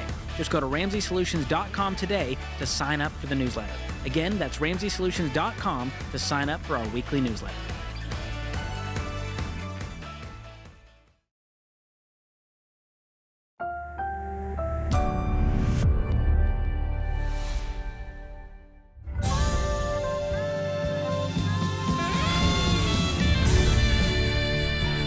What is up? We are live from the headquarters of Ramsey Solutions, broadcasting from the Pods Moving and Storage Studio. It's the Ramsey Show, where we help people build wealth, do work they love, and have incredible relationships. I'm John Deloney, joined here by my good friend George Camel, basically half the Beatles, John and George, and we are taking your calls on money, life, whatever you got going on, work, relationships, marriage, mental health, whatever you got going on, we got an opinion. 888-825-5225. And George, before we go to the calls, I want to talk about this article that's out. How much money does it take to be happy? Ooh, that's a hot topic. So is this a hot take on a hot topic? It is. Well, we covered something similar on Smart Money Happy Hour, saying, is there a magic salary for happiness? It's a great pitch to your own show. Well Thank done. you. You should go check it out. But this is actually based on data instead of opinions.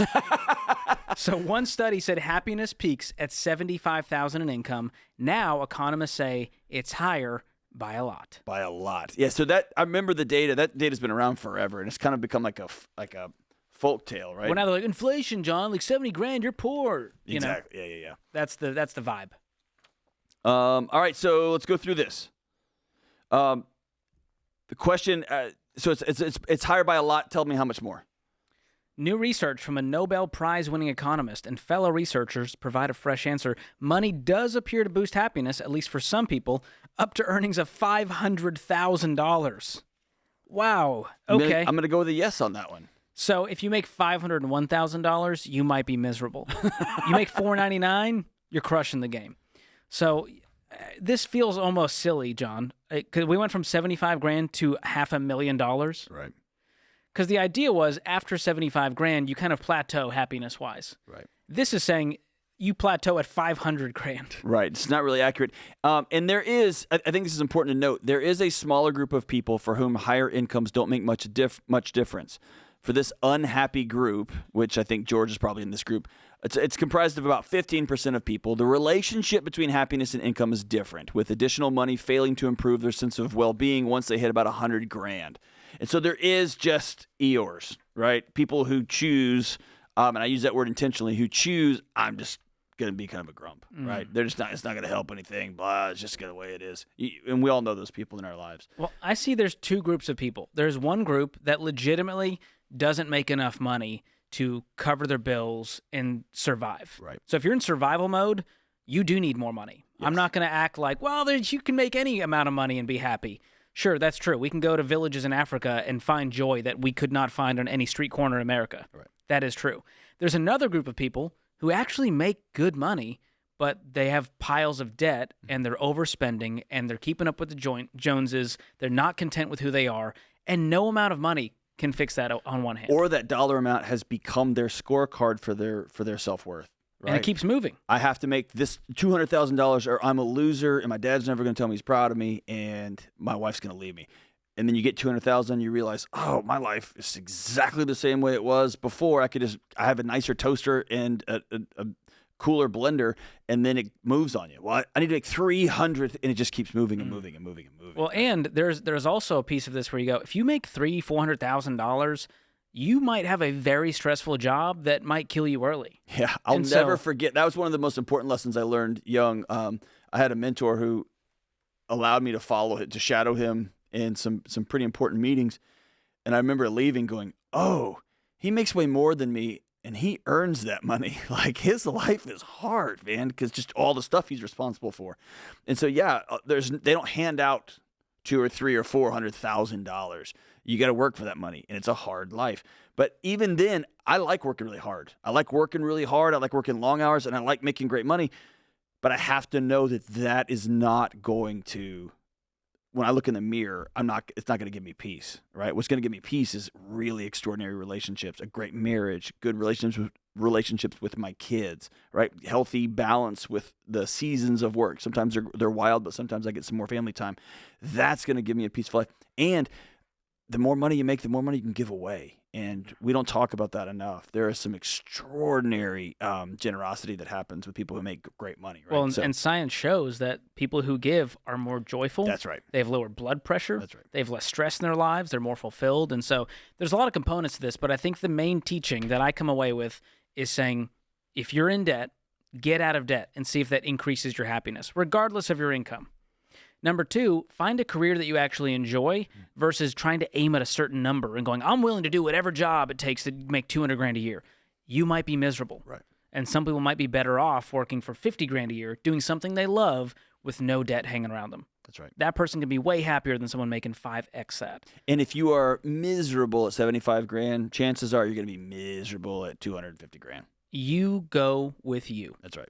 And so if you don't actually dig into the roots of that, and, like your book, Own Your Past, Change Your Future, and dig into the trauma and the shame and the baggage and the reasons you're trying to do all this, then no money will be enough. And we see this data on this. People who make $250,000 are living paycheck to paycheck. So don't ever say to yourself, well, if I just made $250,000, my life would be better. You might have lifestyle creep. And you might then get the nicer car and the nicer house because now you have to keep up. That's right. And so there's a lot of lessons to be learned here. But what I always go back to is the baby steps work. Regardless of if you make $50,000 or $300,000, living debt-free and having an emergency fund in the bank will give you a happier life. And that's one component. You still have to have good relationships, good community, have a job that you enjoy that doesn't add stress to your life. So we don't want you to have a flat tire in any specific area of life. You got to be well-rounded. Yeah, well, I love that this folklore, this myth has been busted, right? And I also love that we can have a conversation. Man, getting to a number and thinking that's a finish line is just not how life works. It can help. It can help. And I think it's good that we can now be a little less dishonest, if you will. $200,000 can solve a lot of problems. It can make your life easier, but it won't. your dad's not going to call you. If he hadn't called you yet, he's not going to call you and say, you know what, now I'm proud that of you, call's son. not coming, right? Yeah. You're not going to have a dysfunctional marriage and suddenly your wife's going to go, there we go. Now it's better. It's just not how that works, right? Yeah. So let me ask you this, George. I was going to take another call, but I'm not going to do that. Smart man. on Smart Money Happy Hour, with this particular conversation, what kind of feedback did you get? Well, the comment section was spirited as usual, John. One person said George's comedy is underrated. I appreciate that. But a lot of people said, you know what? That's true, because they've realized that their income is one factor. It's one piece of the equation. We say your income is your greatest wealth building tool. We don't say it's your joy building tool. Or it's your purpose happiness tool. building. Yeah, exactly. And so it's one piece of the equation. When we get our money right, it allows us to look up and focus on relationships and sleep better at night, which then gives us a better life. So get your money right, and that's the foundation you can use to fix the other areas. Excellent. Hey, 888-825-5225. This is The Ramsey Show. We'll be right back.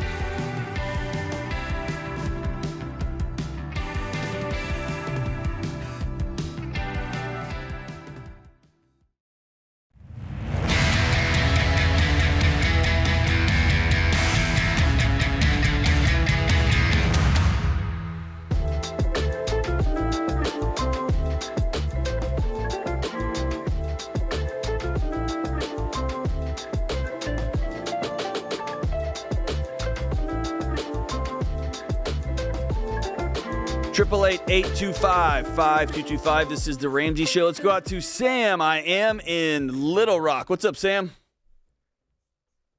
What's up, guys? How we doing? Doing very well. How are y'all? Outstanding. What's up? So I'm looking for wisdom on. You called the wrong show, my brother. Wrong show. So wrong that I immediately busted out laughing at the. All right, so very what's up? sweet. Yeah, my wife and I have been paying off debt for about 14 months, and next week when our paychecks hit, we're done with debt. Woo. And the week after that, when my bonus hits, we're done with baby step 3. Yeah. So I'm just looking for the mindset that y'all had when you got done paying off debt, right? Like, what does that look like? Well, we say you move from intensity to intentionality once you hit baby step 4. And so there's not a lot that changes as far as your habits of you're still on a budget. You just let your foot off the gas as far as, working 3 jobs because you had to get to safety. You made it to shore. And so now the goal is, how do we start building towards the future instead of paying for the past? And there's a lot of things you can kind of put on autopilot, like 15% into your retirement at that point. That can be an easy thing to do. It can also be really hard because you now want to use that money, but it still has an allocation. It still has to go somewhere and go to work for you. But now's the time to actually go, okay, what are some spending goals we have? We haven't been able to do that for a while. Where do we want to go on vacation? Hey, it's time to upgrade that car. Let's do that home renovation and cash flow it. And so that's where you sit down with your spouse and really start to put those goals on paper and make that a part of your daily, monthly, yearly routines. So one of the things I've seen people do, Sam, that helps them be successful is it's so wise that you're thinking through this now. Usually what happens is people become debt-free. They scream and yell and jump up and down in the living room. They wake up the next morning and their lives are exactly the same. They just don't have any bills next month. And then they kind of go bananas. They go crazy, and maybe they'll go back into debt, but they kind of blow the budget and just go out to eat and go bananas. And then they start to figure out, like, oh, crap, what do we got to do? You guys are a couple months ahead of that. Here's where you get to do, and I want you to shift from survival to fun. I would love for you and your wife to go out and have a long, really, really nice dinner, like an obnoxious one. And with the intention of, what do we want our lives to look like in the next 2 to 3 years? And what do we want our lives to look like in 5th? Let's just dream and be silly about it. We want a house here, and we want the East Wing to look like this. Like, let's start dreaming together, not just surviving together. And then what you do is you sit down and say, okay, here's what's going to take to get there. And some of these things are silly. Some of them are real. And we're going to begin to build a path that's going to get us there. But now we're building a path looking forward. We're not just running through the night to not get eaten by a lion. You see the difference there? Yeah. But I do. Here's what's really important. You have to intentionally change your identity. Our identity was we are a couple who will do whatever it takes to get out of debt. And if you don't go through some sort of ritual, if you will, to change your identity, one of you is going to hang on to that identity and the other one's going to get really fed up and frustrated that they can't buy new shoes. And then you're going to have this weird angst in the house. You're not going to know where it's coming from. It's because you got two competing identities in the same marriage. And so let's turn our identity. Who do we want to become now? Do we want to be wild, generous people? Do we want to have our kids pay half of their college or 100% of their college, or we want to pay our house off? Now we can just start dreaming about whatever comes next. And it's incredible if you guys can make that turn. Yeah, that makes sense. When you're looking at like your fund money and all that, are you making separate pots of money for that? Like I just haven't had it, so I don't. It just becomes a line item in your budget. So it's Sam's fund money. Okay, yeah. There's an entertainment. There's a vacation sinking fund. So we save up $5,000 for that trip 6 months from now, and so that's all it becomes. And I have different areas that you can only do three things with money: give it, save it, spend it. I like to do it in that order. So set giving goals. That's going to come off the top. Set some savings goals. We're going to invest 15%. We're going to save up for the car. We're going to save up for the vacation. And then have some spending goals. And go, all right, we're going to spend some money this month. We're going to set at $500 to go out to eat because we just haven't been able to do that. We got to catch up on all the new restaurants in Little Rock, whatever it is for you guys. But doing that helps me feel grounded and not like I'm leaning one way too much. Because some people go, I have to save. I can't spend a dime. Dave said, no, Dave didn't say that. He said, live like no one else, so later you can live and give like no one else. And it's time to start leaning into the latter. I think I would maybe do it for a couple of months at a time, Sam. I just said 2 to 3 years. Maybe say, hey, we're going to spend 2 months and we're just going to go to some restaurants. We're going to eat out because we haven't done that in so long. And we're just going to enjoy some of these restaurants. What you will find is it will be nice and cool, and you're going to look forward to going back to eating at home. And you're going to like somebody else doing the dishes, and it's going to feel good to have somebody else clean up after you. And then you're going to get tired of the $50 and $60 and $70 bills just at regular old restaurants these days. And you're going to say, I'd rather go back home. Right? So it's just, but do it. Just here's the key. Just make sure you budget for it. Just put it in the budget. Yeah. Okay. And thank you. This will be wonky. Okay. If you'll have an argument, you get frustrated. It's like, oh, I had my eye on this guitar, and she's like, well, I had my eye on you never buying another guitar. Like expect those things to happen. That's just marriage. It's just life. That's two people doing life together. But you're not broken, and you're not something's not wrong. It's just about turning the corner and changing identities together. Which, dude, I just think that's going to be a blast, man. It's going to be a blast. All right, let's roll out to Holly in Davenport. What's up, Holly? How are we doing? Hey, Dr. John. Hey, George. It's good to talk to you guys. It's great to talk to you, too. How are we doing? Yeah, well, speaking of changing identity, I am a new stay-at-home mom, and I just feel kind of lonely and isolated. Yes. I worked for 20 years before my husband and I had kids, and I'm about a year into this thing, and it's just, like I said, kind of lonely, isolated, and I want to be here with my kids. I think it's selfish. It would be very selfish of me to send my kids to daycare so I can, go work. We don't need the money. I need to be here with my kids, but I want to find happiness in it. I want to find joy in it, and I just can't. I just haven't been able to. Man, if you were in front of me, I would ask you if it was okay to give you a hug, because this is one of the most common conversations I have across the country, and it's the opposite. I have the opposite conversation as well. I can't stay at home, and I feel like I should, or I should be at work. I want to be at work, and I feel like I got to be at home, and then my kids do something crazy, and then I think mean thoughts like I wish my kids would stop smearing crap all over, and then I feel guilty for having these thoughts. And so I want you to understand you've been in it for a long time, but you are continuing into the vortex that is modern Western world that is built on a guilt factory for mothers. You can't win. Damned if you do, damned if you That's don't. right. You're going to get judgment on either side and opinions from the other moms. Yes. You're going to get Yeah. opinions from yourself. That's the issue that I'm having. You Yes. know, I can care less about the outside world. And honestly, I think maybe some of the issue, too, is that I don't really have community. I don't have a lot of friends. My family doesn't live here. Holly, I think that is key. Here's two things I think are key. Number one, I think you thought it would feel different.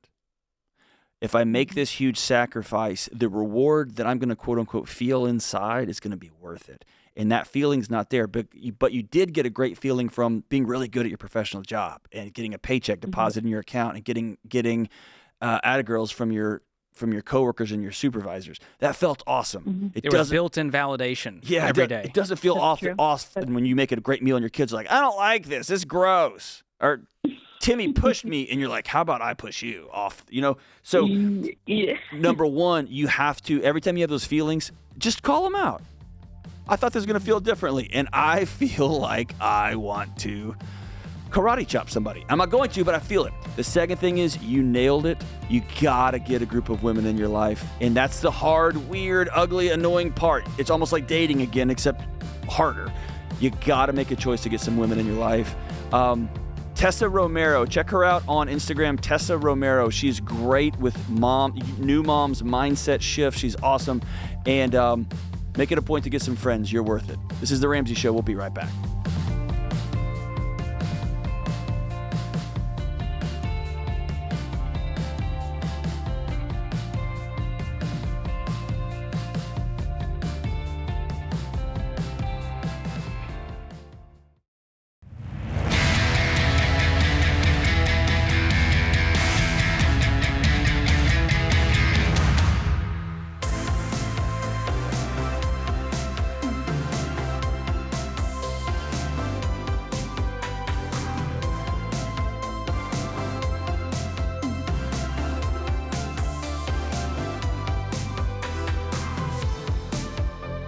Hey, what's happening? This is The Ramsey Show. I'm John Deloney, joined by my good friend George Camel. And on the debt-free stage, we have Anna and Isabella and Nicholas. What is happening? Hey, happy to be here. How we doing? Good. All the way Great. from the great state, the only country that matters, Texas. That's right. Yeah. Very cool.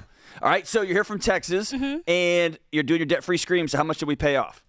I paid off $38,473. Woo, $38,470. Making how much? So I started with $54,000 and ended at $98,000. Whoa. 98. Is that just you? Yeah, just me. What do you Single do? mom. So I work for I do sales for power distribution equipment, and the first year of my debt-free snowball, I did Uber and I sold cookies, and I also sold everything. That's a lot of cookies. You had a third kid, and they're gone too. Yeah, right? it's gone. So how long did it take to pay this off? 21 months. Amazing. Whoa, so you got after it. Yeah, especially the first year.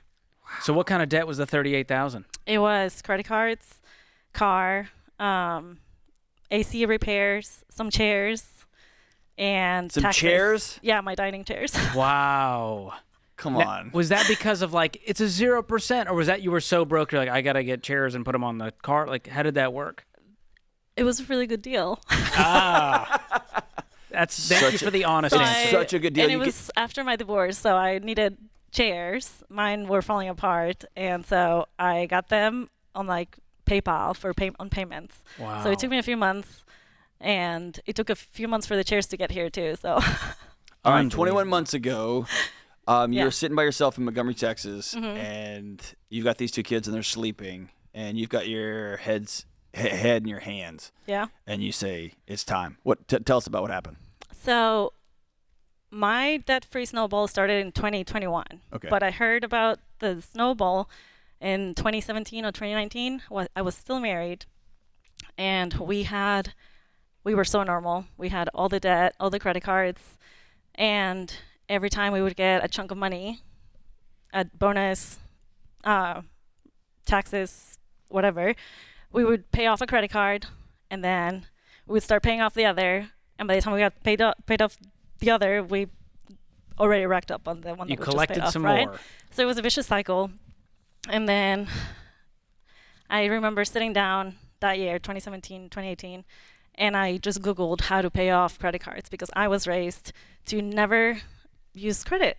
And so I was raised to live on less than I make, on saving money. That's insane, Anna. I know. It's insane. And I went to college debt-free too. Like, I worked my butt off. But somewhere along the way, we started racking up that, and I wasn't taught how to, like, pay it off. I mean, I didn't know. You know, we had so much debt, it just seemed impossible. So I remember sitting down at my dining table. On the dining chairs. No. I was married. I was married. Yeah. Good. And so, because it was on me now to figure it out. And so I just Googled how to pay credit cards, and it was all this, debt consolidation, move your credit cards to this card, and And I was like, that makes no sense. And a few pages, it took that far to get to a Ramsey link? It took 2 or 3 pages to get to a Ramsey, and all it said is like snowball. And I read it, and it makes sense. And so I presented it to my ex-husband now, and nothing happened. We just kept living the way we were living. And then 2020 happened, and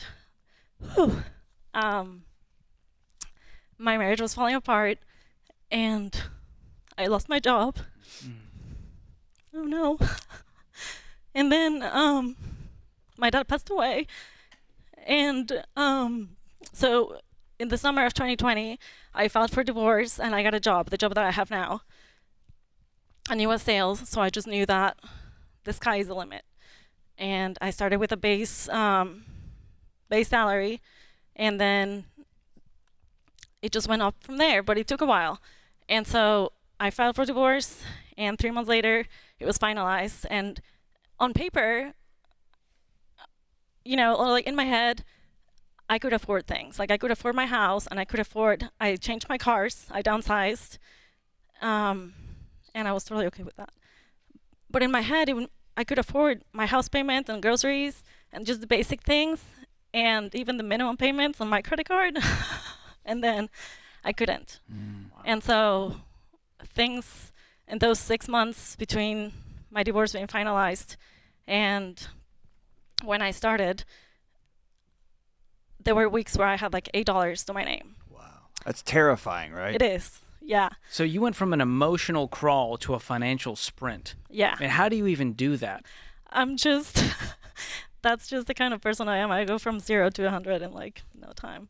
Wow. So you're a hero. Okay, so what does it feel like now? It's great. I love it. Like, I'm never going back. Whenever you go home and you watch the clip of this, yeah, I want you to watch your body language, because when you tell your story about your body remembers your marriage falling apart, your dad passing away, your whole body shrinks, and then just asking you, how does it feel now? It's like somebody turned all the lights on in the lobby out there, man. Yeah, I mean, I tell everyone, like, don't stop living the way that you are, because everyone I know is normal. Mm-hmm. And I did like a no-spend February because I was like, I'm tired of this. And I remember I had $300, and I was like, oh my gosh, this is so awesome. I have $300 without even having a budget. And then I downloaded Every Dollar app in March, and I kind of toyed around with that, going back to my bank statements like December, January, and even February. And I set my budget, and April, it was on. And how did you get these 2 little ones to follow with you? Oh, I mean, if I did Uber Eats, they were in the car with me. Oh, fantastic. So they got to see Mom. Yeah. Hey, you have given them a legacy-shifting gift, because they're never going to forget that. In college, someone's going to be like, hey, let's just go get a credit card. And you're going to be like, no. I remember driving around with my mom. And I wasn't shy about talking to them about the money problems. I mean, I didn't burden them. Yeah. But I did share, like, no, we're not doing this because, we're going to do this. We did go to birthday parties, but instead of bringing the flashy gift, I brought, like, a token for frozen yogurt and a handmade card and a handmade bag or whatever. And so that's how they contributed, and it was a lot of no's. Well, more is caught than taught. And what they caught from watching Mom be a hero is going to sit with them for the rest of their lives. I hope so. That goon on the college campus going, here, kid, here's a credit card and a free pizza. He's going to stiff-arm that guy and be like, no. Absolutely. I saw my mom fight to get over this. But I also need you to know this. There are millions of single parents watching this right now. Yeah. And they can't breathe. I and they know. got 2 little kids, Yeah. and their world's falling apart, and the mom calls and says, Dad's not doing well. And you have single-handedly shined a light in a really dark moment. We can all sit up here and talk, and they're like, oh, it's real easy for you guys to... And Anna, you've taken away the darkness in so many lives by just saying no more. No more. You know, I hate the spotlight, but the sharing my story, and I know that there's a single parent out there, mom or dad. Lots of them. That are going through this, and they don't see the light, and I didn't see the light. You're an inspiration. And all you need is the process, and it works. And Just follow Isabella it. and Nicholas, your mom's a gangster. You know never to mess with her, correct? Oh, yeah. Excellent. That's awesome. Well, we've got the Live and Give box for you that includes the Total Money Makeover, of course, Baby Steps Millionaires, your next chapter in your story, and a year of Financial Peace University so that you can kickstart someone else's journey. Thank you. And you can give it away. All right, so we've got $38,470 paid off in 21 months, making $54,000 to $98,000 from the ashes. The Phoenix rose, and here she is standing before us. Paid us all off. It's time to do your debt-free screen. Let's let Ready? it rip. 3, 2, 1. We're that free! Awesome. I wish my mom was that cool back then, you know? What a hero. I love, my favorite part of the show is debt-free screams, especially the excuse busters. Yeah, but I have. Yeah, but I know Anna. Nothing's stopping her now. I know Anna. Not with her finances, not with her career, not with nothing. If you are listening to this, no one can stop you either if you just say today's the day. This is The Ramsey Show.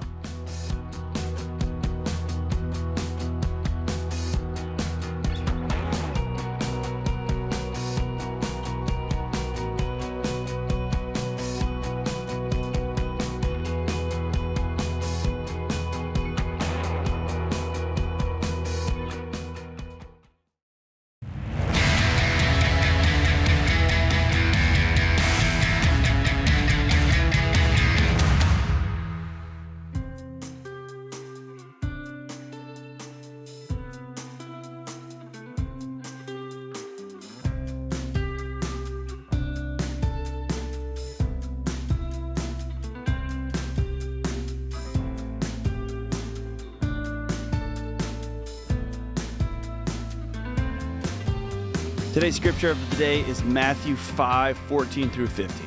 You are the light of the world. A town built on a hill cannot be hidden. Neither do people light a lamp and put it under a bowl.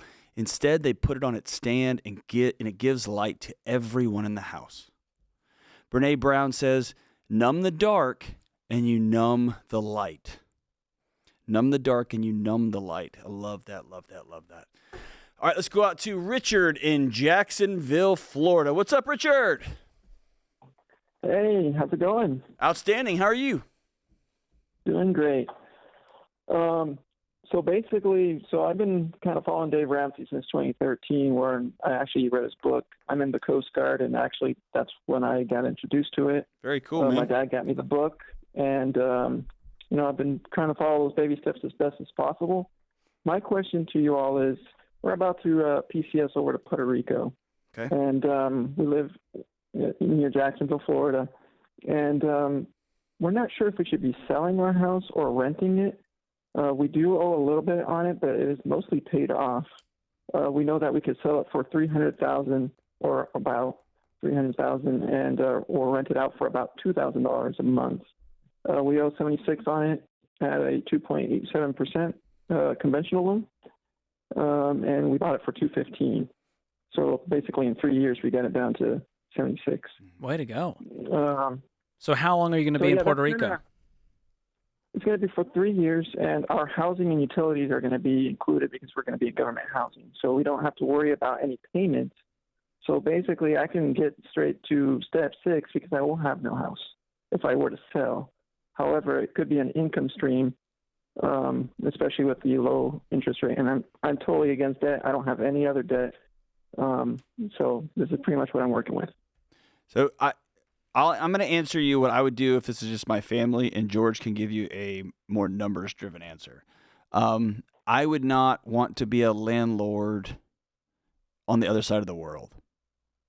And I know other side of the world is relative here, but I would want to be a landlord one state over when dealing with a company that's going to come in and manage the property, or when the air conditioner goes out or the dishwasher leaks and causes the subfloor to rot. I just want to deal with that. I'd much rather have cash in just a regular money market account, if you will. Let it sit there, throw it in a Vanguard account for a few years and just let it sit, so that when we come back to the States, and quite honestly, Puerto Rico is incredible. If you come back to the States, then you can buy a place when you come back. And would you for sure be stationed back in Jacksonville when you came back? No. So it will actually likely not be back in Jacksonville. Oh, I'd for sure sell I'm it actually from Puerto Rico. Oh, okay. So that's home for me, but it'll probably be, who knows, probably Washington, D.C. is my guess. Okay. Yeah, then I'm selling, and here's another option for you, Richard. If you do sell it, let's say you net $200,000. Is that fair to say after fees? Sure. If you just park that $200,000 in a high yield savings account, which right now we're tracking at about 4%, you would make $8,000 a year, guaranteed. And so when you look at renting this place out, even for $2,000, you still have expenses, property management. You've got to pay the mortgage. You may not even net the $8,000 in a year. Mm-hmm. And so I'm taking the hassle factor out of here, knowing you're not going to come back. I'm going to sell it, and I know you're worried because the interest rate is so good, but you're going to be at a different place when you come back, financially, emotionally, mentally, physically, where you're located. So I'm selling this thing if I'm in your shoes. Absolutely. Okay. Does this sound good? Sounds like a very straightforward answer. There you go. That's all you get out of us. I know it sounds so cool to be like, I'm a landowner and I've got a rental property back at. It's free money. But man, it feels really good to have a couple $100,000 in a bank account too. I mean, especially with the interest rates right now in savings accounts. Yeah, they're doing all You can right. do better there than you can dealing with a renter when Yes. you've got a mortgage on the place. Hey, when's the last time you were excited about a Monday? Can't remember. Oh, that was rhetorical. That was rhetorical. What if, instead of waking up exhausted, you felt exhilarated? You can't wait to get to work because it's another day to fulfill your passion. In a world where there's bare minimum Monday and there's quiet quitting, it's clear people are craving meaningful work. But finding the career you were born to do can be difficult when you don't have the right tools. That's why career expert and Ramsey personality Ken Coleman created the Get Clear Career Assessment to help you discover your top talents, passions, and a clear mission statement that'll help you find the work the world needs you to do. After taking the quick assessment, you'll get a custom report with everything you need to take that first step towards a meaningful career. Go to RamseySolutions.com/getclear to start your journey and take the Get Clear assessment today. That's RamseySolutions.com/getclear. All right, let's go out to Salt Lake City, Utah, and talk to Carlos. What's up, Carlos? Hey, not Carlos. Hey, John. That's you, man. I'm John. What's up, dude? Hey, I never thought I would be on the show, so I'm big fans of you guys. I have a question. So me and my brothers, we own a plumbing and HVAC business, and we're having a little issue with pay. So we're able to pay ourselves and our company, like during our busiest season is between May all the way to probably around November, and we did 1.1 million. But the slow seasons, December, January, February, and March, we're barely swinging by. We lost one employee because we couldn't keep him that busy. So my question is should we just take out like a line of credit to pay ourselves, and because we still got to pay our master plumber, and we have to pay accountants, and we still got to pay truck payments. We have, I think, one or two truck payments. Carlos, hold on. So hold on. Do you have enough work? Are y'all making enough money? You have enough business cash flow to pay your bills? Yeah. Do you have any debt on the business currently? The only thing that we have is two trucks on there. We have a loan for two trucks. What's that amount to? That amounts to $18,000. Okay. I don't think the solution here is to go into debt to keep the business afloat, and that problem is going to continue compounding. The better solution is to figure out either how do we have enough revenue to cover those months that we're down, or even better, how do we find even a different line of work where we can make this sustainable December through March to bring in some revenue. But I would not take a line of credit to pay yourselves. You If you do that, brother, you are digging a hole that one slow month will bury you, man. You end up having to sell a truck to make the line of credit payment, and you're going to find yourself in a mess. It will eventually tank your business to go this route. So I'd actually go to the root of the problem and fix that, which is we got to figure out, how do other businesses create revenue December through March? Are those the months that you're struggling? Yeah, so December through March. April, the end of April is when we kind of start getting a little bit busy. It starts getting a little warmer. Okay. That's usually our busiest season. So here's what I would recommend you do, Carlos. I would recommend you take 2 or 3 guys in Salt Lake City who are plumbers that you trust, that have been doing this for a while. Take them out for coffee, just business owner to business owner, and say, hey, what do you guys do between December and April? Just asking you straight. Like, we're running slow. And the annoying word here is vulnerability. It's getting a couple people you trust and just saying, hey, times are rough these 4 months, and we're starting to think about other ideas for revenue streams during these months. What does that look like for y'all? And some of them will laugh at you. Some of them say, you just take out a line of credit. All right, cool, great. Those are off the table for me. What's another idea? And then you're going to get to some really ingenious ideas. Small business owners are some of the most creative people in the world because they have to be. Right? I know landscaping companies that hang up Christmas lights during the wintertime because they can't mow lawns. And they rake leaves and they pick up sticks. And they'll make great money doing that. Exactly. But it's a way to just keep the thing going over time. So Carlos, bottom line here is, don't put your small business in further jeopardy by tying its success to a bank. You don't need any more voices in there, man. Sit down with some folks, get some ideas, sit down with your team and get some ideas, and let's roll forward. Hey, that's it for the Ramsey Show today. I want to thank James and Ben and Ibu and the crew out in the booth. And I want to thank you, America, for listening to the show. George, great show. Good times, man. You're getting better at this. Appreciate you. And to everybody listening, take care of each other. Be kind. And let that person on the highway next to you, let them over. The whole world will be better for it. We'll see you soon.